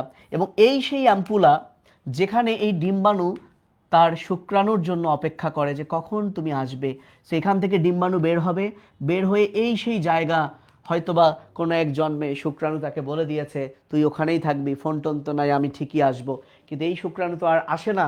সো কত আত্মহত্যা হয়ে যায় আমরা এটা সেটা দেখবো একটু পরেই। তাহলে ভেরি ভেরি ইম্পর্টেন্ট ভাই, এই সেই জায়গা যেখানে যেখানে মেবি কথা দেওয়া হয়েছে এখানেই মিট করবে শুক্রাণু এবং ডিম্বাণু, সেটা হলো অ্যাম্পুলা। তার মানে কখনো যদি শুক্রাণু এই পথে আসে, সেই শুক্রাণু এসে কিন্তু এই অ্যাম্পুলার মধ্যে গিয়েই নিষেক করবে। সো মানব দেহের নিষেক কোথায় হয়? উত্তর হলো অ্যাম্পুলাতে হয়, অ্যাম্পুলাতে হয়। অপশনে যদি অ্যাম্পুলায় না থাকে তাহলে উত্তর হবে ফেলোপিয়ান টিউবে হয়, অর্থাৎ ডিম্বনালীতে হয়, ডিম্বনালীতে হয়। যদি কোনো কারণে এই জায়গায় নিষেক না হয়ে অন্য কোথাও হয় সেটাকে বলে একটোপিক প্রেগন্যান্সি। এগুলো তোমাদের বইয়ে নাই, জানা লাগবে না। ওকে, তাহলে ফাইনালি ফাইনালি জরায়ু, এটা জরায়ু, এই জিনিসটা হচ্ছে জরায়ু, রাইট? এই জরায়ুর কাছের যে অংশটা এটাকে বলে ইসথমাস, এটাকে বলে ইসথমাস। তাহলে একটা ডিম্বনালীর চারটা অংশ, ডিম্বনালীর চারটা অংশ। কি কি চারটা অংশ? ডিম্বনালীর যদি বলে আঙ্গুলের মতো তাহলে তুমি ফিঙ্গার থেকে কি মনে রাখবে? ফিমব্রি। যদি বলে ফানেলের মতো অংশ, ফান থেকে কি মনে রাখবে? ফান্ডিবুলাম। যদি বলে স্ফীত অংশ, স্ফীত ফোলা অংশকেই বলে অ্যাম্পুলা। আর যে অংশটি জরায়ুর কাছে তাকে বলে ইসমাস। এবং আমি বলেছিলাম ছেলেদের যে জিনিসটা কাটলে সে আর বাপ হইতে পারবে না, ভাস ডিফারেন্স, এবং এটাকে বলে ভ্যাসেকটমি। মেয়েদের বেলায়ও যদি কোনোভাবে এই যে ফেলোপিয়ান টিউব, সেই টিউবটাকে যদি বেঁধে দেওয়া হয় কিংবা কেটে ফেলা হয়, সো কেটে ফেললে নাম হবে টিউবেকটমি, টিউব কেটে ফেলা, টিউবেকটমি। সো মেয়েদের স্থায়ী বন্ধাকরণ পদ্ধতি হলো টিউবেকটমি। সেক্ষেত্রে অবশ্যই দুইটা ফেলোপিয়ান টিউবই কিন্তু কেটে ফেলতে হবে দুই পাশেই, তাহলে ডিম্বাশয় থেকে ডিম্বাণু ক্ষরণ হলেও সেটা আর আসবে না। সো আমরা প্রাকৃতিক এই কাজটা আসলে বাধা দেওয়া হবে। যাই হোক, এটা টিউবেকটমি। তাহলে এ কারণে ফেলোপিয়ান টিউবের দৈর্ঘ্য কিন্তু তোমাকে পড়তে হবে 12 সেন্টিমিটার। সো 12 সেন্টিমিটার তোমার বইয়ে কি কি আছে? 12 সেন্টিমিটার তোমার বইয়ে কি কি আছে? একটা হলো চতুর্থ অধ্যায়ে আছে, চতুর্থ অধ্যায়ে আছে হৃৎপিণ্ড, পঞ্চম অধ্যায়ে আছে শ্বাসনালী, ষষ্ঠ অধ্যায়ে আছে বৃক্ক, আর এই প্রজনন চ্যাপ্টারে আছে ডিম্বনালী। তাহলে এই চারটা আমার এখন মনে পড়ছে, এই চারটার দৈর্ঘ্য 12 সেন্টিমিটার। তোমার বইয়ে আর কার কার দৈর্ঘ্য 12 সেন্টিমিটার মনে পড়লে সেটা তুমি এর পাশে লিখে নিবা। এই ব্যাপারগুলোকেই বলে কোরিলেশন। এভাবে কিন্তু তোমাকে মেডিকেলে অন্তত পড়তে হবে, রাইট? ওকে, লেখাগুলো থাকবে, আমি আর এখানে সময় নষ্ট করছি না। তাহলে দেখো ডিম্বাণুকে নিষিক্তকরণে সাহায্য করে। সো নিষিক্ত হয় কোথায়? ডিম্বনালী, ডিম্বনালী, ডিম্বনালী। অপশনে যদি ডিম্বনালী না থাকে, না থাকাই স্বাভাবিক, কারণ আজমল স্যারের বইয়ে তো নাই সেটা লেখা। তাহলে যদি বলে নিষেক কোথায় ঘটে, তাহলে সত্যি কথা আনসার হবে অ্যাম্পুলাতে ঘটে, অ্যাম্পুলাতে ঘটে। নিষেক কোথায় ঘটে? অ্যাম্পুলাতে ঘটে। ওকে, আচ্ছা, এরপরে চলে আসো জরায়ু। আমি এখানে একটু বলে দেই, এই হচ্ছে মেয়েদের জরায়ু, যেটা একটা। এই জরায়ুর এই যে এখানে একটা উঁচু অংশ দেখছো, এই যে উঁচু অংশ, এই যে উঁচু অংশ, এই উঁচু অংশটাকে বলে ফান্ডাস। তুমি মানুষের পাকস্থলিতে যাও, তুমি মানুষের পাকস্থলিতে যাও, পাকস্থলীর দেখবা এই বাম পাশে এই উঁচু জায়গাটাকে বলে ফান্ডাস, ফান্ডাস। তাহলে এটাকেও আমরা যদি একটু কোরিলেট করে বলি যে মানব দেহের ফান্ডাস কোথায় কোথায় আছে। সো ফান্ডাস আছে পাকস্থলিতে, পাকস্থলিতে। ফান্ডাস আছে জরায়ুতে, জরায়ুতে। ওকে, তাহলে জরায়ুর যে তিনটা অংশ, এই তিনটা অংশের মধ্যে এই একটার নাম, এটার নাম হচ্ছে ফান্ডাস। এইটুকু, এটা আরো একটু উঁচু থাকলে ভালো হতো, ফান্ডাস। এবং এই জায়গাটা হচ্ছে দেহ, এই জায়গাটা হচ্ছে দেহ, এই জায়গাটা কি? দেহ। এবং সর্বশেষ এই জায়গাটাকে আমরা বলি সার্ভিক্স, এই জায়গাটাকে আমরা বলি সার্ভিক্স। তাহলে একটা জরায়ুর তিনটা অংশ, ফান্ডাস, দেহ, সার্ভিক্স। সার্ভিক্স মানে বলা হয় গ্রীবা, এটা হচ্ছে জরায়ুর গ্রীবা। নর্মালি ছেলে হোক মেয়ে হোক আমাদের সবার সার্ভিক্স হলো এইটা, যে যেখানে কশেরুকা থাকে, সার্ভাইকাল কশেরুকা, কিন্তু মেয়েদের বেলায় আর একটা সার্ভিক্স আছে, এই সেই সার্ভিক্স যেখানে হিউম্যান প্যাপিলোমা ভাইরাস দিয়ে মেয়েদের সার্ভাইকাল ক্যান্সার হয়, বা জরায়ু মুখের ক্যান্সার বলে। সো মেয়েদের এই জিনিসটা আছে, ছেলেদের নাই। সো মেয়েদের এই ক্যান্সার হয়, ছেলেরা কিন্তু এই ক্যান্সার থেকে বেঁচে গেছে। কিন্তু ছেলেদের আবার প্রোস্টেট আছে, সেখানে আবার কিন্তু প্রোস্টেট ক্যান্সার হতে পারে, আবার হয়ও। ঠিক আছে, সো যাই হোক, আল্লাহ তাআলা ব্যালেন্স করে দিছে, এটা নাই এটার হবে। ওকে, তাহলে আমরা জরায়ুর তিনটা অংশ, ফান্ডাস, দেহ, সার্ভিক্স। ওকে, ফান্ডাস, দেহ, সার্ভিক্স, ফান্ডাস, দেহ, সার্ভিক্স। এখন একটু কথা বলে রাখি, এই যে জরায়ু, এর প্রাচীরটাও হৃৎপিণ্ডের মতো আসলে এরকম তিনটা লেয়ার। এই প্রাচীরটাও হৃৎপিণ্ডের মতো আসলে তিনটা লেয়ার। এই তিনটা লেয়ারের মধ্যে সেটা সবার বাইরে আছে, সেটা হলো পেরি, মাঝের যেটা সেটা হলো মায়ো, আর ভেতরে যেটা সেটা হলো অ্যান্ডো। দেখো হৃৎপিণ্ডের বেলায় কিন্তু ছিল epicardium, myocardium, endocardium. Epi, myo, endo ছিল, বাট জরায়ুর বেলায় কিন্তু আছে পেরি, মায়ো, অ্যান্ডো, এবং শেষে কিন্তু কার্ডিয়া নাই, কারণ এটা তো হার্ট না, এটা হলো জরায়ু। মেট্রো থেকে মেট্রিয়াম, পেরিমেট্রিয়াম, মায়োমেট্রিয়াম, অ্যান্ডোমেট্রিয়াম। তাহলে তুমি একটা জিনিস লক্ষ্য করো, তোমার একটা হোমওয়ার্ক দেই, যেখানে তুমি এরকম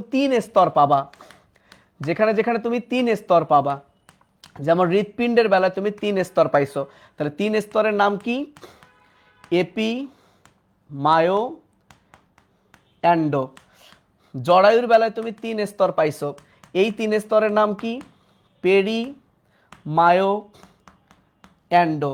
মস্তিষ্কের আবার মেনিনজেস আছে, মেনিনজেসের 3 লেয়ার, সেটা হচ্ছে কি? ডুরা ম্যাটার, অ্যারাকনয়েড ম্যাটার, পায়া ম্যাটার, ড্যাপ। ওকে, আবার যদি আমি বলি ঘাসফড়িংয়ের ট্রাকিয়া, হ্যাঁ, ঘাসফড়িংয়ের ট্রাকিয়ার বেলায় 3টা লেয়ার, বাইরে হচ্ছে ভিত্তি ঝিল্লি, মাঝে হচ্ছে এপিথেলিয়াম, ভেতরে হলো ইনটিমা। অর্থাৎ এরকম তোমার দেখবা আরো কয়েকটা জিনিসের 3টা করে লেয়ার আছে। যেমন আমি যদি পেশির কথা বলি, পেশির বেলা কি আছে? এপিমাইসিয়াম, পেরিমাইসিয়াম, অ্যান্ডোমাইসিয়াম। দেখো এখানে হলো এপিমায়ো অ্যান্ডো, এখানে পেরিমায়ো অ্যান্ডো, এখানে কিন্তু মায়ো নাই, এখানে এপি, পেরি, অ্যান্ডো। তাহলে এই যে 3টা স্তর, দেখো আমি মোটামুটি এখনই 5টা জিনিসের 3টা স্তর একসাথে করে দিলাম। ভাইয়া এটাকেই বলে কোরিলেশন। তোমাকে মেডিকেল এভাবে পড়তে হবে, তুমি এভাবে না পড়ে শুধু দাগায় দিল, এই যে একসাথে সাজিয়ে দিল, তুমি এখন একসাথে দেখতে পারবা, তাহলে কিন্তু গোলানোর চান্স কম। তো এভাবে কিন্তু তোমাকে পড়া লাগবে। ওকে, আচ্ছা, তো জরায়ুর এই যে 3টা স্তরের মধ্যে তাহলে খুবই কমন সেন্স, ভেতরের লেয়ার কি? অ্যান্ডোমেট্রিয়াম। তাহলে এইখানে যদি নিষেক হয়, তাহলে ধীরে ধীরে নিষেকের পর জাইগোট, তারপর জানো মরুলা, তারপর ব্লাস্টুলা। এই ব্লাস্টুলাটা এসে যখন অ্যান্ডোমেট্রিয়ামে ঢুকে যাবে, এটাকেই বলে ইমপ্লান্টেশন বা গর্ভধারণ। সো ভেরি ভেরি ইম্পর্টেন্ট, এই ইমপ্লান্টেশন নিয়ে হুজুর তোমাদের পড়াবে নেক্সট দিন। তাহলে ইমপ্লান্টেশন মানে গর্ভধারণ। 3টা কথা একটু বলেই রাখি, ইমপ্লান্টেশন হয় কোথায়? জরায়ুর এই ভেতরের লেয়ারে হয়, যাকে বলে অ্যান্ডোমেট্রিয়াম। কি অবস্থায় ইমপ্লান্টেশন হয়? ব্লাস্টুলা অবস্থায়, বা এটাকে তুমি ব্লাস্টোসিস্ট বলতে পারো। সিস্ট কেন বলা হয়? কারণ ব্লাস্টুলার ভেতরটা ফাঁপা হয়ে যায়, ফলে সেটা একটা থলের মতো হয়। সিস্ট মানে থলে, তোমরা নেমাটোসিস্ট পড়েছো, রাইট? সো ব্লাস্টুলা বা ব্লাস্টোসিস্ট যখন অ্যান্ডোমেট্রিয়ামে ঢুকে যায়, এটার নাম ইমপ্লান্টেশন। এটার নিষেকের কত দিনের মধ্যে হয়? এটা নিয়ে একদমই 6-9 করবা না, 6 থেকে 9 দিনের মধ্যে হয়। 2টা জিনিস নিয়ে কখনোই 6-9 করবা না, 2টা জিনিস না, 3টা জিনিস নিয়ে কখনোই 6-9 করবা না। একটা হচ্ছে ডিএনএর যে গঠন, সেটা হলো 10⁶ থেকে 10⁹। একটা হলো এনজাইমের পিএইচ নিয়ে কখনো 6-9 করবা না, এনজাইমের পিএইচ হলো 6 থেকে 9। আর একটা হলো এই বাচ্চা হওয়ার সময় কখনো 6-9 করবা না, কারণ এই যে ইমপ্লান্টেশন সেটা হবে নিষেকের 6 থেকে 9 দিন পর। বুঝতে পারছো? এই যে দেখো আমি একটা 6-9 পেলাম, কোথায় কোথায় বায়োলজির 6-9 আছে আমি কোরিলেট করে তোমাকে দিয়ে দিলাম। সো এইভাবে তোমাকে কিন্তু পড়তে হবে, বুঝতে পারছো? এবং এইটা তো আমি জানি। সো তুমি শুধু পড়বা, যা বলবো এইভাবে পড়বা, এনাফ। তুমি শুধু পড়বা, তোমার কিন্তু এখন এই 3 মাসে এসব কোরিলেট করার সুযোগ নাই। তোমার টিচার তোমাকে এটা দিবে, তুমি পড়বা, তুমি শুধু এই গাইডলাইন ফলো করে পড়বা, দ্যাটস ইট। ওকে ভাইয়া, তাহলে মোটামুটি কিন্তু আমরা শেষ। তাহলে জরায়ুর এই ব্যাপারটা হয়ে গেছে। তাহলে জরায়ুর ভেতরেরটা অ্যান্ডোমেট্রিয়াম, বাইরে পেরিমেট্রিয়াম, মাঝে মায়োমেট্রিয়াম। এখন ইমপ্লান্টেশন তো হয় অ্যান্ডোমেট্রিয়ামে, এরপরে বাচ্চা যখন বড় হয় এই গর্ভাবস্থায় জরায়ুটা, এটা মেডিকেলও আসছিল তাই এই লাল কালার দেওয়া হয়েছে, গর্ভাবস্থায় এই জরায়ুটা 20 গুণ বেড়ে যায়, 20 গুণ বেড়ে যায়, 20 গুণ বেড়ে যায়। এখন আসুন যোনি, মেয়েদের যোনির দৈর্ঘ্যটা পড়তে পারো এবং সেখানে একটা সতীচ্ছেদ পর্দা থাকে, এই পর্দাটা থাকা মানে বোঝা যায় যে এটা কুমারী। সো সতীচ্ছদ পর্দার নাম হচ্ছে হাইমেন, হাইমেন, সো হাইমেন। ওকে, আচ্ছা, ভেরি ভেরি ইম্পর্টেন্ট। এখানে দেখো এই যোনির প্রাচীরে কিছু ভাঁজ আছে যাকে বলে রুগী। এই রুগী ভাঁজটা আবার তুমি কই পড়েছো? পাকস্থলীর মিউকোসা লেয়ারে তুমি পড়েছো। ঠিক আছে, বুড়ো মানুষগুলোর চামড়ায় যেরকম ভাঁজ হয় না ওই রকম। তাহলে দেখো আমরা আরো একটা কোরিলেশন পেলাম, সেটা হলো রুগী, রুগী। ওকে, তাহলে রুগী কোথায় পাওয়া যায়? রুগী পাওয়া যায় পাকস্থলীর মিউকোসায়, পাকস্থলীর মিউকোসায়, মিউকোসায়। আর মেয়েদের যোনিতে পাওয়া যায়, মেয়েদের যোনিতে পাওয়া যায়, রাইট? ওকে, এখন মেয়েদের যে বহি যৌনাঙ্গ সেটাকে আমরা এক নামে ডাকি ভালভা। সো মেয়েদের বহি যৌনাঙ্গকে বলা হয় ভালভা। এই ভালভায় 7টা অংশ আছে, বাট তোমাদের বইয়ে এই অংশগুলো দেওয়া নাই। তুমি শুধু এখানে একটা জিনিস পড়বা, মেয়েদের যে জনন গ্রন্থি এগুলো একদমই আসে না, তার নাম বার্থোলিন গ্রন্থি। সো পুরুষের জনন গ্রন্থি ছিল 2টা, মানে একটা প্রোস্টেট গ্রন্থি আর 2টা বাল্ব ইউরেথ্রাল গ্রন্থি, কিন্তু মেয়েদের গ্রন্থির নাম হচ্ছে বার্থোলিন গ্রন্থি। কেউ যদি পারো তাকে আমি একটা পুরস্কার দিব, কি পুরস্কার দিব জানি না, আমি তাকে বিকাশ করে কিছু পেমেন্ট করব, না হলে আমার একটা বই তাকে কুরিয়ার করে পাঠাবো। যে আগে উত্তর দিতে পারবে সেটা হলো জুওলজি বইয়ে, জুওলজি বইয়ে এই বার্থোলিন কথাটা তুমি কোথায় শুনেছো? আর কোথায় শুনেছো বার্থোলিন কথাটা, কোথায় শুনেছো? যে পারবে তাকে আমি একটা গিফট দিব। কি গিফট দিব আমি জানি না, সো যে আগে আমার এখানে কমেন্টটা আসবে, দেখি কে পারে। আমরা এখন মেয়েদের যে রজচক্র, এই রজচক্র ব্যাপারটা বোঝায় শেষ করব, রজচক্র ব্যাপারটা বোঝায় শেষ করব যে কিভাবে হয়। এটা খুবই ইন্টারেস্টিং একটা বিষয়। হাসানুজ্জামান বলেছে শ্বসন। না, তুমি স্পেসিফিক বলো যে কোথায় বার্থোলিন পড়েছো, মানে বার্থোলিন নামটা কোথায় পড়েছো, এটা গ্রন্থি নাকি সেটা বলছি না, বার্থোলিন শব্দ কোথায় পড়েছো? তোমরা কি চ্যাট জিপিটি শ্বসনের কোথায় পড়েছো গালিব?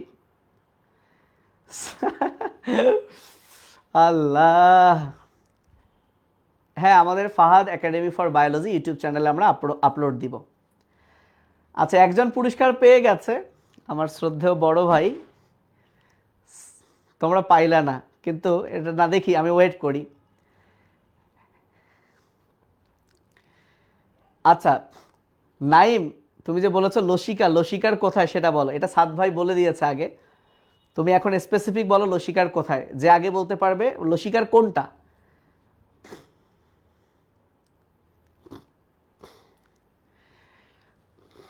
হ্যাঁ, মহিলা প্রজননে না, আরে আচ্ছা, সাদ ভাই কংগ্রাচুলেশনস। এখন বলবে বাচ্চারা যে ভাই বুদ্ধি করে সাদ ভাইকে নিয়ে আস। তো ঠিক আছে, তাহলে মেয়েদের জননাঙ্গের যে গ্রন্থি, জনন গ্রন্থি তার নাম কি? বার্থোলিন।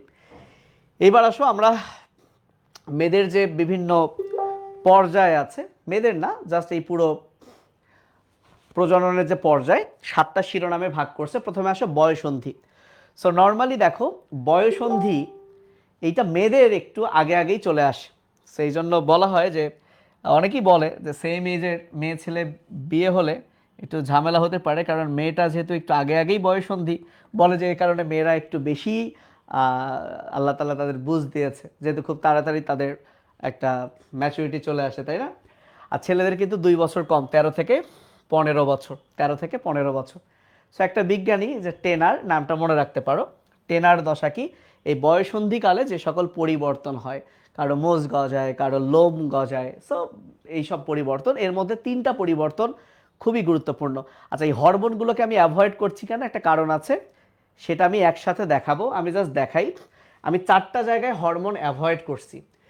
কেন অ্যাভয়েড করছি যদি সময় থাকে আমি পড়াই দিব। দেখো এই 4টা জায়গার হরমোন আমি পাশাপাশি আমার এই বইয়ে লিখে দিয়েছি, এতে করে তোমার পড়তে দেখতে খুব ইজি হবে যে পুরুষের প্রজননে কি কি হরমোন, বয়সন্ধিতে কি কি হরমোন, মহিলাদের প্রজননে কি হরমোন, বয়সন্ধিতে কি হরমোন, সাজিয়ে দিয়েছি। সময় থাকলে আমি এটা নিয়ে কথা বলবো। আমি আগে রজচক্রে যাই। তো তার আগে 3টা জিনিস খুব ভালো করে পড়বা। দেখো বোল্ড করে দেওয়া আছে, না না, রজচক্রের আগে এই 3টা কোথায়, এই যে 3টা জিনিস, ম্যানার কি, এই যে দেখো ম্যানার্কি, এটাকে আবার আগের বইয়ে ম্যানার্চি বলতো, বাট উচ্চারণ ম্যানার্কি, পিউবার্কি, থ্যালার্কি। সো এই তিনটা বোল্ড হরফ তোমরা পড়বা, দেখো এই তিনটাই কিন্তু দাগানো হয়েছে, সবগুলো একবার রিডিং দিতে বলা হয়েছে। তো থ্যালার্কি, থ্যালা থেকে থলে ভাববা, সো থলে মানে স্তন গ্রন্থি বলবা, তাহলে স্তন গ্রন্থি বৃদ্ধি পাওয়া, এটাই হচ্ছে থ্যালার্কি। ওকে, আর মেনার্কি মানে কি মেনস্ট্রুয়েশন, সো মেনস্ট্রুয়েশন মানে রজচক্র, তাহলে এই দুইটা যদি জানো তাহলে পিউবার্কি এটা হচ্ছে চুল গজানো। সো চুল গজানোকে পিউবার্কি বলা হয় কেন? কারণ তোমরা পিউবিস নাম শুনেছো, ইলিয়াম ইসচিয়াম পিউবিস, ওই পিউবিক রেজিয়নে চুল গজায়, তাই এটাকে বলা হয় পিউবার্কি। তবে বগলেও চুল গজায় আর পিউবিক রেজিয়নে চুল গজায়। তাহলে এই তিনটা জিনিস, তাহলে মেনার্কি মানে মেনস্ট্রুয়েশন শুরু হবে, থ্যালার্কি মানে স্তন গ্রন্থি বড় হবে, আর চুল গজানোটা হচ্ছে কি পিউবার্কি। এইবার চলো আমরা একটা গল্প পড়ি, এই গল্পের মাধ্যমে আমরা মেয়েদের যে প্রতি মাসে একটা রজস্রাব হয়, এইটা কেন হয়, কিভাবে হয়, সেইটা একটু সুন্দর করে বুঝি, আমি আমার মতো করে একটু বোঝানোর চেষ্টা করি। ঠিক আছে, বেশ, শুরু এটা পড়েই আমরা বিদায় নিয়ে নিব। ওকে, তো প্রথমে এখানে অনেক কথা আছে, আমি একটু আমার মতো করে বলি। সো এই যে মনে করো এটাই হচ্ছে মেয়েদের জরায়ু, সার্ভিক্স, এই যে ফিমব্রি আর কি, এটা হচ্ছে ফিমব্রি, এখানে মনে করো ডিম্বাশয় আছে। তো আল্লাহ তাআলা মেয়েদের ডিম্বাশয়ের মধ্যে মেয়েদের ডিম্বাশয়ের মধ্যে অনেকগুলো ছোট ছোট ছোট ছোট ফলিকল দিয়েছে, অনেকগুলো ছোট ছোট ছোট ছোট ফলিকল দিয়েছে। ওকে, ফলিকল মানে ছোট ছোট থলে দিয়েছে। আচ্ছা, এখন এই ফলিকলগুলো যখন একটা মেয়ের বয়ঃসন্ধি শুরু হয় 11 থেকে 13 বছর, এরপর থেকে প্রতি মাসে এই ফলিকলগুলোকে উদ্দীপ্ত করার জন্য আল্লাহ তাআলা একটা হরমোন তৈরি করেছেন। আমাদের গ্রন্থির যে রাজা পিটুইটারি, তার মধ্যে হরমোনটা যেহেতু ফলিকলকে স্টিমুলেট করবে, উদ্দীপ্ত করবে, তার নাম হলো ফলিকল স্টিমুলেটিং হরমোন। এই ফলিকল স্টিমুলেটিং হরমোন যখন ডিম্বাশয়ের ভেতরে এই ফলিকলকে স্টিমুলেট করে, তখন এই ফলিকলগুলো ধীরে ধীরে বড় হতে থাকে, এই ফলিকলগুলো ধীরে ধীরে বড় হতে থাকে, এদের নাম কিছু চেঞ্জ হয়, এবং ফাইনালি সবচেয়ে যে বড় ফলিকলটা হয়, এই সবচেয়ে যে বড় ফলিকলটা হয় তার নাম গ্রাফিয়ান ফলিকল, গ্রাফিয়ান ফলিকল। ওকে, এই নামটা মনে রাখো, তার নাম হচ্ছে গ্রাফিয়ান ফলিকল। এখন এই গ্রাফিয়ান ফলিকলের মধ্যে তৈরি হবে ডিম্বাণু। এই জিনিসটা আসলে ডিম্বাণু বলা ঠিক না, এটা সেকেন্ডারি ওসাইট, আমি আবারও বলছি, বইয়ে দেওয়া আছে, ওই খাতিরে বোঝানোর সুবিধার্থে আমি এটাকে ডিম্বাণুই বলছি, কিন্তু এটা কিন্তু এখনও ডিম্বাণু হয়নি, বাট আমি বলছি। আচ্ছা, তাহলে ফলিকল স্টিমুলেটিং হরমোনের একটা গুরুত্বপূর্ণ কাজ হলো সে ফলিকলের বৃদ্ধি করে, পাশাপাশি সে ডিম্বাণু তৈরি করে। তাহলে কোনো মেয়ের যদি বাচ্চা না হয়, যেমন টেস্ট টিউব বেবি নেওয়ার সময় কোনো মেয়ে থেকে যদি ডিম্বাণু কালেক্ট করতে হয়, তাহলে কোন হরমোন দিতে হবে তাকে? ফলিকল স্টিমুলেটিং হরমোন, কারণ এই হরমোনটা মেয়েদের ডিম্বাণু তৈরি করতে হেল্প করে। আচ্ছা, পাশাপাশি এই হরমোনটা মেয়েলি যে একটা হরমোন ইস্ট্রোজেন, সেই ইস্ট্রোজেন হরমোনটাও কিন্তু তৈরি করে। তাহলে ফলিকল স্টিমুলেটিং হরমোন পাশাপাশি কি করে? ইস্ট্রোজেন হরমোনও তৈরি করে। তাহলে দেখো এখানে দুইটা ঘটনা ঘটলো। ফলিকল স্টিমুলেটিং হরমোন একদিকে সে ফলিকলকে বৃদ্ধি করে একটা বড় ফলিকল বানালো, যেটা গ্রাফিয়ান ফলিকল, যার মধ্যে ডিম্বাণু তৈরি হলো, রাইট। আর অপর দিকে সে একটা হরমোন তৈরি করলো যার নাম ইস্ট্রোজেন। এই ইস্ট্রোজেন হরমোনটা কি করবে? এই ইস্ট্রোজেন হরমোনটা মনে করো মেয়েদের জরায়ুর এখন যে অবস্থায় আছে, জরায়ুর এই ভেতরের যে প্রাচীর, এটা হচ্ছে অ্যান্ডোমেট্রিয়াম। সো বাইরে কিন্তু আছে বায়োমেট্রিয়াম, পেডিমেট্রিয়াম, মনে করো আমি সেই দুইটা আঁকি নাই, এখন তুমি যেটা দেখছো সেটা হচ্ছে অ্যান্ডোমেট্রিয়াম। সো আমি লিখেই দিই, এটা হলো অ্যান্ডোমেট্রিয়াম, একটু বোঝো। তো এই অ্যান্ডোমেট্রিয়ামটা এখন আছে 1 মিলিমিটার, মেয়েদের এই অ্যান্ডোমেট্রিয়ামটা আছে 1 মিলিমিটার। কিন্তু একটা মেয়ে যখন বয়ঃসন্ধিতে আসে, এরপর থেকে প্রতি মাসের তার কিন্তু বাচ্চা মানে নেওয়ার বা হওয়ার একটা সম্ভাবনা থাকে, রাইট। আচ্ছা, তাহলে এই বাচ্চাটা তোমাদের একটু আগেই বলছি, বাচ্চাটা এসে কিন্তু অ্যান্ডোমেট্রিয়ামেই প্রবেশ করবে। তো অ্যান্ডোমেট্রিয়াম যদি 1 মিলিমিটার থাকে, সে কিন্তু ওই ব্লাস্টুলাটা ধারণ করার জন্য উপযোগী হয় না। এই জন্য প্রতি মাসে মেয়েদের অ্যান্ডোমেট্রিয়ামটাকে পুরু হতে হয়, বড় হতে হয়। এই সেই ইস্ট্রোজেন হরমোন, যে হরমোনটা করবে কি জানো? যে হরমোনটা এই হরমোনটার প্রভাবে মেয়েদের যে অ্যান্ড্রোমেট্রিয়ামের প্রাচীরটা পুরু হতে থাকবে, মেয়েদের অ্যান্ড্রোমেট্রিয়ামের এই প্রাচীরটা পুরু হতে থাকবে, বুঝতে পারছো? মেয়েদের অ্যান্ড্রোমেট্রিয়ামের প্রাচীরটা পুরু হতে থাকবে। আচ্ছা, পুরু হতে থাকবে। এবং এই ইস্ট্রোজেন হরমোনটা আরও কি করবে, সেই অ্যান্ড্রোমেট্রিয়ামের মধ্যে রক্তনালী নিয়ে আসবে, রক্তনালী সৃষ্টি করবে, কারণ এ যে বড় হচ্ছে তাকে তো পুষ্টি দেওয়া লাগবে। তাহলে এই হচ্ছে ইস্ট্রোজেনের একটা গুরুত্ব। তাহলে দেখো, প্রথমে ফলিকল স্টিমুলেটিং হরমোন ফলিকলের বৃদ্ধি করলো, সাথে ডিম্বাণু তৈরি করলো, পাশাপাশি সেই হরমোনটাই ইস্ট্রোজেন তৈরি করেছে।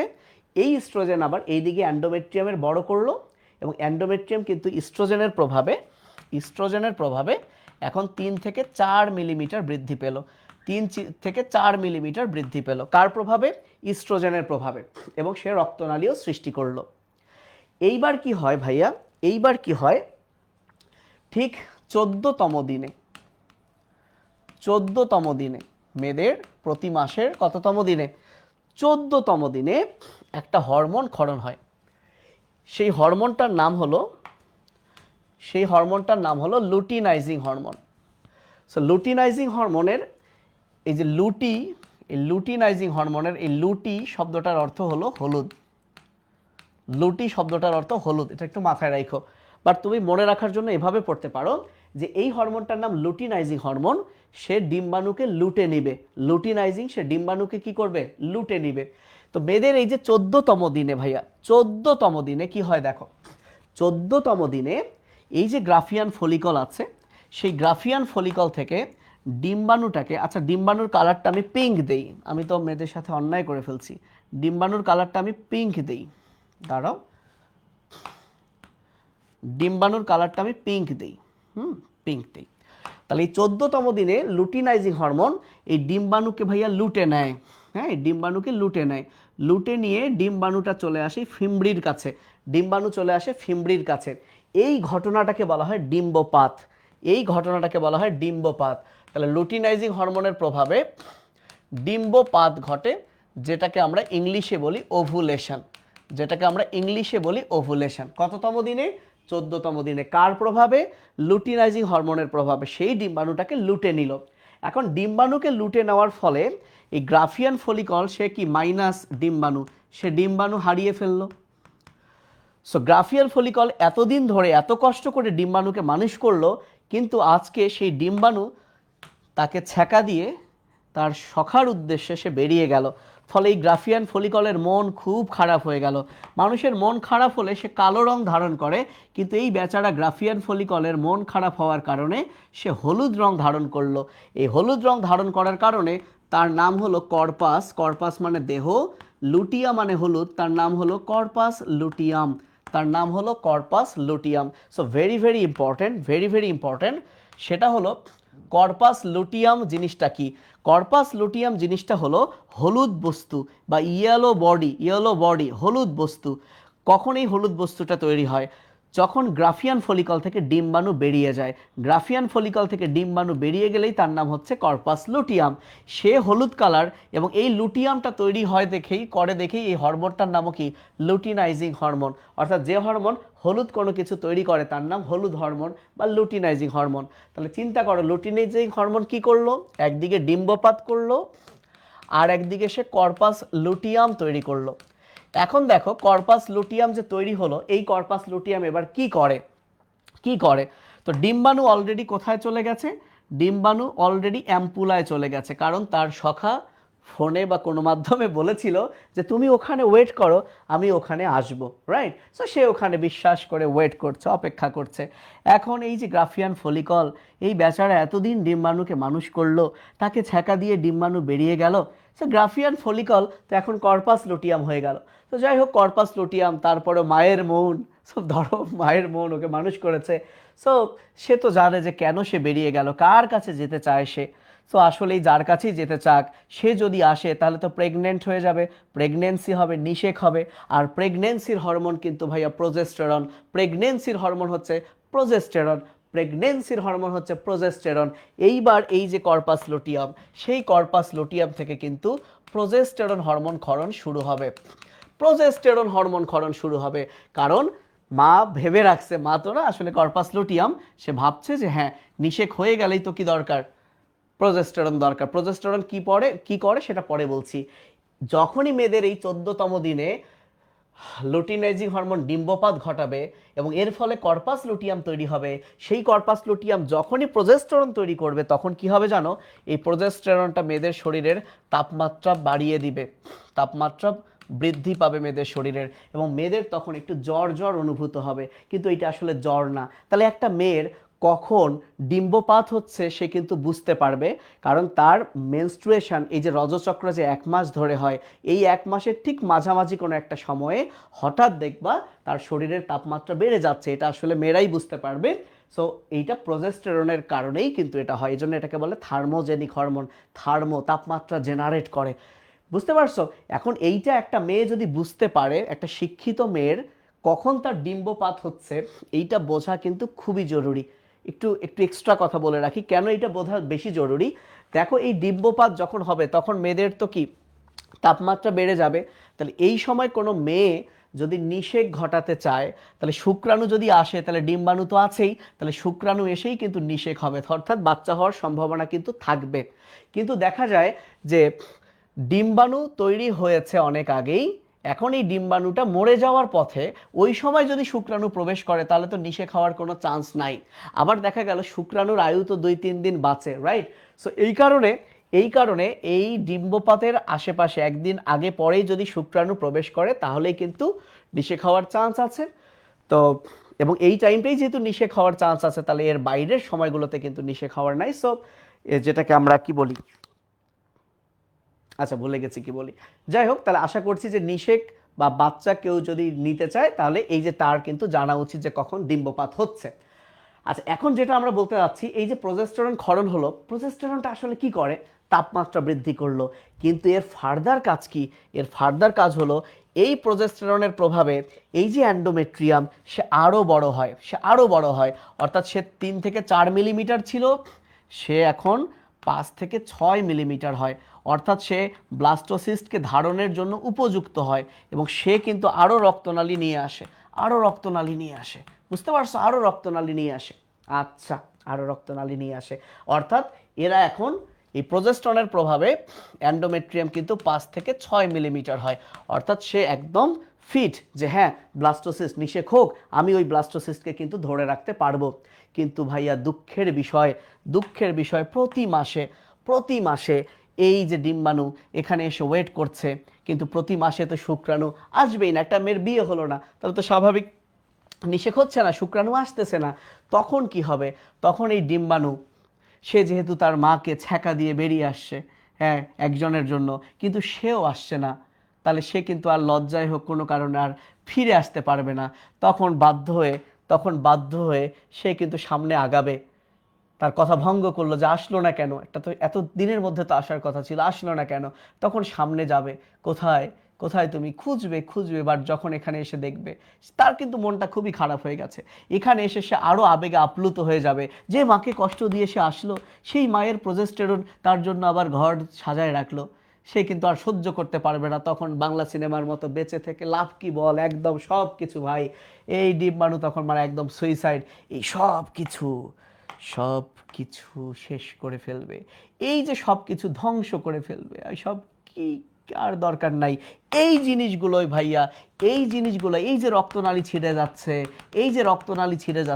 এই যে অ্যান্ডোমেট্রিয়াম ভেঙে যাচ্ছে, সাথে এই অনিষিক্ত ডিম্বাণু, এগুলোই মেয়েদের রজস্রাব আকারে বের হয়ে যাবে, যেটাকে বলে জরায়ুর কান্না।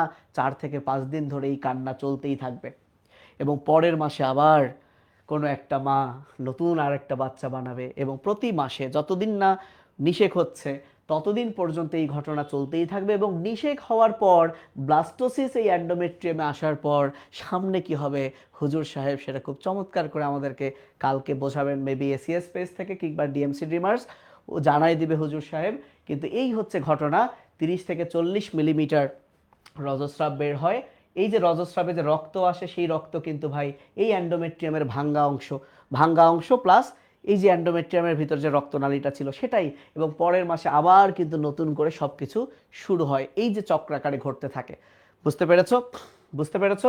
যদি তোমরা ভাইয়া বুঝতে পারো, আমি কিছু যেহেতু পড়ালাম, বইটা দাগায় দিই, তাহলে রজচক্রে দেখো, ডিম্বাশয়ের ভেতর, রজচক্রের ডিম্বাশয়ের ভেতর যে ফলিকল আছে, এই ফলিকুলার একটা পর্যায়ে মানে ফলিকলের ভেতর ডিম্বাণু তৈরি হয়, ইস্ট্রোজেন ক্ষরণ হয়, আর লুটিয়াল পর্যায়ে কর্পাস লুটিয়াম থেকে কিছু ঘটনা ঘটে। তাহলে রজচক্রের ডিম্বাশয়ে দুইটা পর্যায় আছে, একটা ফলিকুলার পর্যায়, একটা লুটিয়াল পর্যায়। আর জরায়ুতে কি হয়, জরায়ুতে রজস্রাব হয়, রজস্রাব হওয়ার পরে যে ভেঙে চুরে গেল আবার নতুন করে অ্যান্ডোমেট্রিয়াম বৃদ্ধি পায় এবং আরেকটা আছে ক্ষরণশীল পর্যায়ে। এখন এদের ভেতরে তোমাকে কি পড়া লাগবে দেখো, তোমার কনসেপ্টটা দিয়ে দিয়েছি, এখন তুমি ভাইয়া সব পারবা, সব পারবা। আচ্ছা ওকে, দেখো তাহলে রজস্রাবীয় পর্যায় মানে কি, রজস্রাবীয় পর্যায় মানে কি বের হয়ে যাবে, এই যে অনিষিক্ত ডিম্বাণু বেরিয়ে যাবে, অ্যান্ডোমেট্রিয়ামের ভাঙ্গা অংশ রক্ত সহ বেরিয়ে যাবে, এখানে কোনো হরমোনই থাকবে না, প্রজেস্টেরন ইস্ট্রোজেন কেউই থাকবে না। আচ্ছা এইটাতে আসো, বর্ধনশীল পর্যায়ে কি হয়, তাহলে এটা খুবই ইম্পর্টেন্ট। গ্রাফিয়ান ফলিকলে ডিম্বাণু বৃদ্ধি পায়, সব দাগানো আছে, জাস্ট আমি দাগাই দিচ্ছি। ডিম্বাণু বৃদ্ধির পাশাপাশি ইস্ট্রোজেন তৈরি হয়, আমরা পড়লাম। ইস্ট্রোজেনের প্রভাবে জরায়ুর অ্যান্ডোমেট্রিয়ামের কি হয়, পুনর্গঠন হয়, ওই যে অ্যান্ডোমেট্রিয়াম ভেঙে গেল আবার নতুন করে 1 মিলিমিটার থেকে 3 থেকে 4 মিলিমিটার হয়। তো দেখো বলা হয়েছে দ্বাদশ থেকে ত্রয়োদশ দিন, এটা আমি বলি নাই, 12 থেকে 13তম দিনে ইস্ট্রোজেনের মাত্রা সর্বোচ্চ পৌঁছায়। এই ইস্ট্রোজেন তখন পিটুইটারিকে বলে যে লুটিনাইজিং ক্ষরণ করো। দেখো ইস্ট্রোজেনই কিন্তু পিটুইটারিকে বলে লুটিনাইজিং ক্ষরণ করো, অর্থাৎ লুটিনাইজিং হরমোন যে লুটেনায় ডিম্বাণুকে, সেও কিন্তু পিটুইটারি গ্রন্থির হরমোন। জেনে রাখা ভালো, এই যে ফলিকল স্টিমুলেটিং হরমোন আর লুটিনাইজিং হরমোন, এই দুইটা একই সাথে গোনাড গোনাড জননাঙ্গের উপর কাজ করে, তাই এই দুইটাকে একসাথে বলে গোনাডোট্রপিক হরমোন। জেনে রাখা ভালো, সরি গোনাডোট্রপিক হরমোন জিটিএইচ, এইটা আমার ভুলে যাব, তাহলে এফএসএইচ আর এলএইচ এই দুইটাকে একসাথে বলে গোনাডোট্রপিক হরমোন, গোনাডোট্রপিক হরমোন। তো দেখো লুটিনাইজিং হরমোনের প্রভাবে এই টাইমটা খুবই ইম্পর্টেন্ট, চতুর্দশ দিনে 14তম দিনে গ্রাফিয়ান ফলিকল থেকে ডিম্বাণু মুক্ত হয়, হয়ে জরায়ুর দিকে অগ্রসর হয় যে ডিম্বনালীর মাধ্যমে, এবং এটাকেই বলে ডিম্বপাত বা ওভুলেশন, ডিম্বপাত বা ওভুলেশন। এখন কি হয়, এই যে ডিম্বাণু বের হওয়ার পর গ্রাফিয়ান ফলিকল সে কর্পাস লুটিয়ামে পরিবর্তিত হয়। এই কর্পাস লুটিয়াম হলো, এই ব্যাপারটাকে বলে লুটিনাইজেশন। এবং কর্পাস লুটিয়াম কি বর্ণ ধারণ করে, হলুদ বর্ণ ধারণ করে, হলুদ বর্ণ ধারণ করে, হলুদ বর্ণ ধারণ করে, কারণ লুটিয়া মানে হলুদ। সো ইংলিশে বলে ইয়েলো বডি। কর্পাস লুটিয়াম থেকে মেইনলি ক্ষরণ হয় প্রজেস্টেরন, তবে জেনে রাখো ইস্ট্রোজেনও ক্ষরণ হয়। ঠিক আছে ওকে, এই প্রজেস্টেরন তখন আবার এই ফলিকল স্টিমুলেটিং হরমোনকে বাধা দেয়। তাহলে দেখো ফলিকল স্টিমুলেটিং এটা হচ্ছে কি ফিজিক্সের লেন্সের সূত্রের মতো, যার কারণে তৈরি হলো তাকেই বাধা দিল। এই সেই ফলিকল স্টিমুলেটিং হরমোন যে প্রথমে ইস্ট্রোজেন বানাইছে, এই ইস্ট্রোজেনের প্রভাবে আবার লুটিনাইজিং হয়েছে, সেই লুটিনাইজিংয়ের প্রভাবে কর্পাস লুটিয়াম হয়েছে, সে আবার প্রজেস্টেরন ক্ষরণ করছে, সেই ইস্ট্রোজেন প্রজেস্টেরন আবার এই ফলিকলকেই বাধা দিল। আচ্ছা যাই হোক, তো ভাই হয়ে গেল ফাইনালি। দেখো ডিম্বাণু যদি নিষিক্ত না হয় তখন কর্পাস লুটিয়াম নষ্ট হয়ে যাবে, ইস্ট্রোজেন প্রজেস্টেরনও বন্ধ হবে, এর ফলে যে অ্যান্ডোমেট্রিয়ামের রক্তজালক ফেটে গিয়ে আবার রজস্রাব স্টার্ট হবে। তাহলে রজচক্র যদি মেয়েদের রেগুলার হয়, এর অর্থ হচ্ছে মেয়েটা বাচ্চা ধারণে বা প্রজননে সক্ষম, এগুলো আসে না। ঠিক আছে ছেলেমেয়েরা, তো এরপর হচ্ছে গ্যামেট সৃষ্টি, এটা হাইড্রাতেও পড়ছো, শুক্রাণু কিভাবে তৈরি হয়, ডিম্বাণু কিভাবে তৈরি হয়, তারপর কিভাবে নিষেক হয়, বাচ্চা হয়, এইগুলো আমার মনে হয় যে সামনে থেকে। তোমাদের অনেক ধন্যবাদ, তোমাদের আমি আসলে এত কমেন্ট পড়তে পারি নাই, বাট দেখছি 450 ছিলা, এখন পর্যন্ত তোমরা 260-70 জন দেখছো, এটা বিশাল ব্যাপার এই সময়ে। তো আমি আশা রাখি আমি যতটুকু পড়াইছি এইটুকু বুঝছো, কারণ অনেক কিছু দ্রুত আমি শেষ করে দিলাম, কিন্তু মাথায় কিছু ঢুকলো না, শুধু দাগাই দিলাম এটা পড়বা। একটুও বুঝছো কিনা আমাকে জানাও। আমি এই বইয়ের পিডিএফটাও আমার এই ভিডিওর ইয়েতে দিয়ে দিব। এই ভিডিওটা আমরা আমাদের ফাহাদ একাডেমি ফর বায়োলজিতে তো থাকবে, এসিএস ইউটিউব চ্যানেলেও থাকবে, তো সেখানেও আমরা পিডিএফ, আমার লেকচার পিডিএফ যতটুকু লিখছি, ইভেন আমি চেষ্টা করব যে আমার যে ফিনিশিং টাচ বইয়ের যতটুকু পড়াইছি সেই অংশটার পিডিএফটা আমি দিয়ে দিব, যতটুকু পড়াইছি সেই অংশের পিডিএফটা দিয়ে দিব। আমার এখানে এই পুরো ঘটনাটাকে কিন্তু আমি সাজাইছি যে নিরাময় পর্বে এতদিন স্থায়ী হয়, অ্যান্ডোমেট্রিয়াম 1 মিলিমিটার পুরু হয় এবং এখানে এই দুইটা হরমোন কাজ করে। এবং দেখো 12তম দিনে হঠাৎ এলএইচ বেড়ে যায়, 14তম দিনে এলএইচ প্রভাবে ডিম্বপাত ঘটে, ফলে কর্পাস লুটিয়াম তৈরি হয়, সেখান থেকে প্রজেস্টেরন, দেহের তাপমাত্রা বেড়ে যায়। মানে আমি যেগুলো লেখালাম তো এই যে 4টা পর্বে ভাগ করা আছে অন্য বইয়ে বা আগের বইয়ে, কিন্তু বর্তমান বইয়ে কিন্তু তোমাদের ভাগ আছে এই 2টা পর্যায়ে। বুঝতে পারছো? সো 2টা বই, সব বই মিলেই কিন্তু আসলে দেওয়া হয়েছে। তো শুক্রাণু এবং ডিম্বাণু জনন সৃষ্টি জাস্ট পাশাপাশি আমি রেখেছি, তো এইখান থেকে তোমরা পড়বা। তো তোমরা একটু হলেও উপকৃত হইছো কিনা, বুঝছো কিনা? যদি বুঝো তাহলে আমার ভালো লাগবে। Thank you. কারো কোনো প্রশ্ন আছে কিনা? দেখা হবে আবার। তোমরা একটু থাইকো, কারণ এখন তো কোচিং শুরু হয়নি। এখন শুধু আমাদের না, তোমাদের আসলে যাদের ক্লাস পছন্দ, যে কোনো চ্যানেল, তারা যখন যদি এখন ক্লাস নেয়, সবার ক্লাসটা করো, কারণ ক্লাস হলেই তুমি শিখতে পারবা যদি তোমার খুব বেশি প্রেশার না থাকে। কিন্তু 1 তারিখের পর কিন্তু তুমি আর এত ক্লাস করার সময় পাবা না। ঠিক আছে ভাইয়া? ওকে। তো আমি আর দীর্ঘায়িত না করি, 1.5 ঘন্টা হয়েছে। থ্যাংক ইউ সাদ ভাই। দেবাশিস, আমি দেখি, ট্রাই করব ভাইয়া, ট্রাই করব। ঠিক আছে। হ্যাঁ, বুঝছো না? ঠিক আছে সবাই, আল্লাহ হাফেজ, আসসালামু আলাইকুম।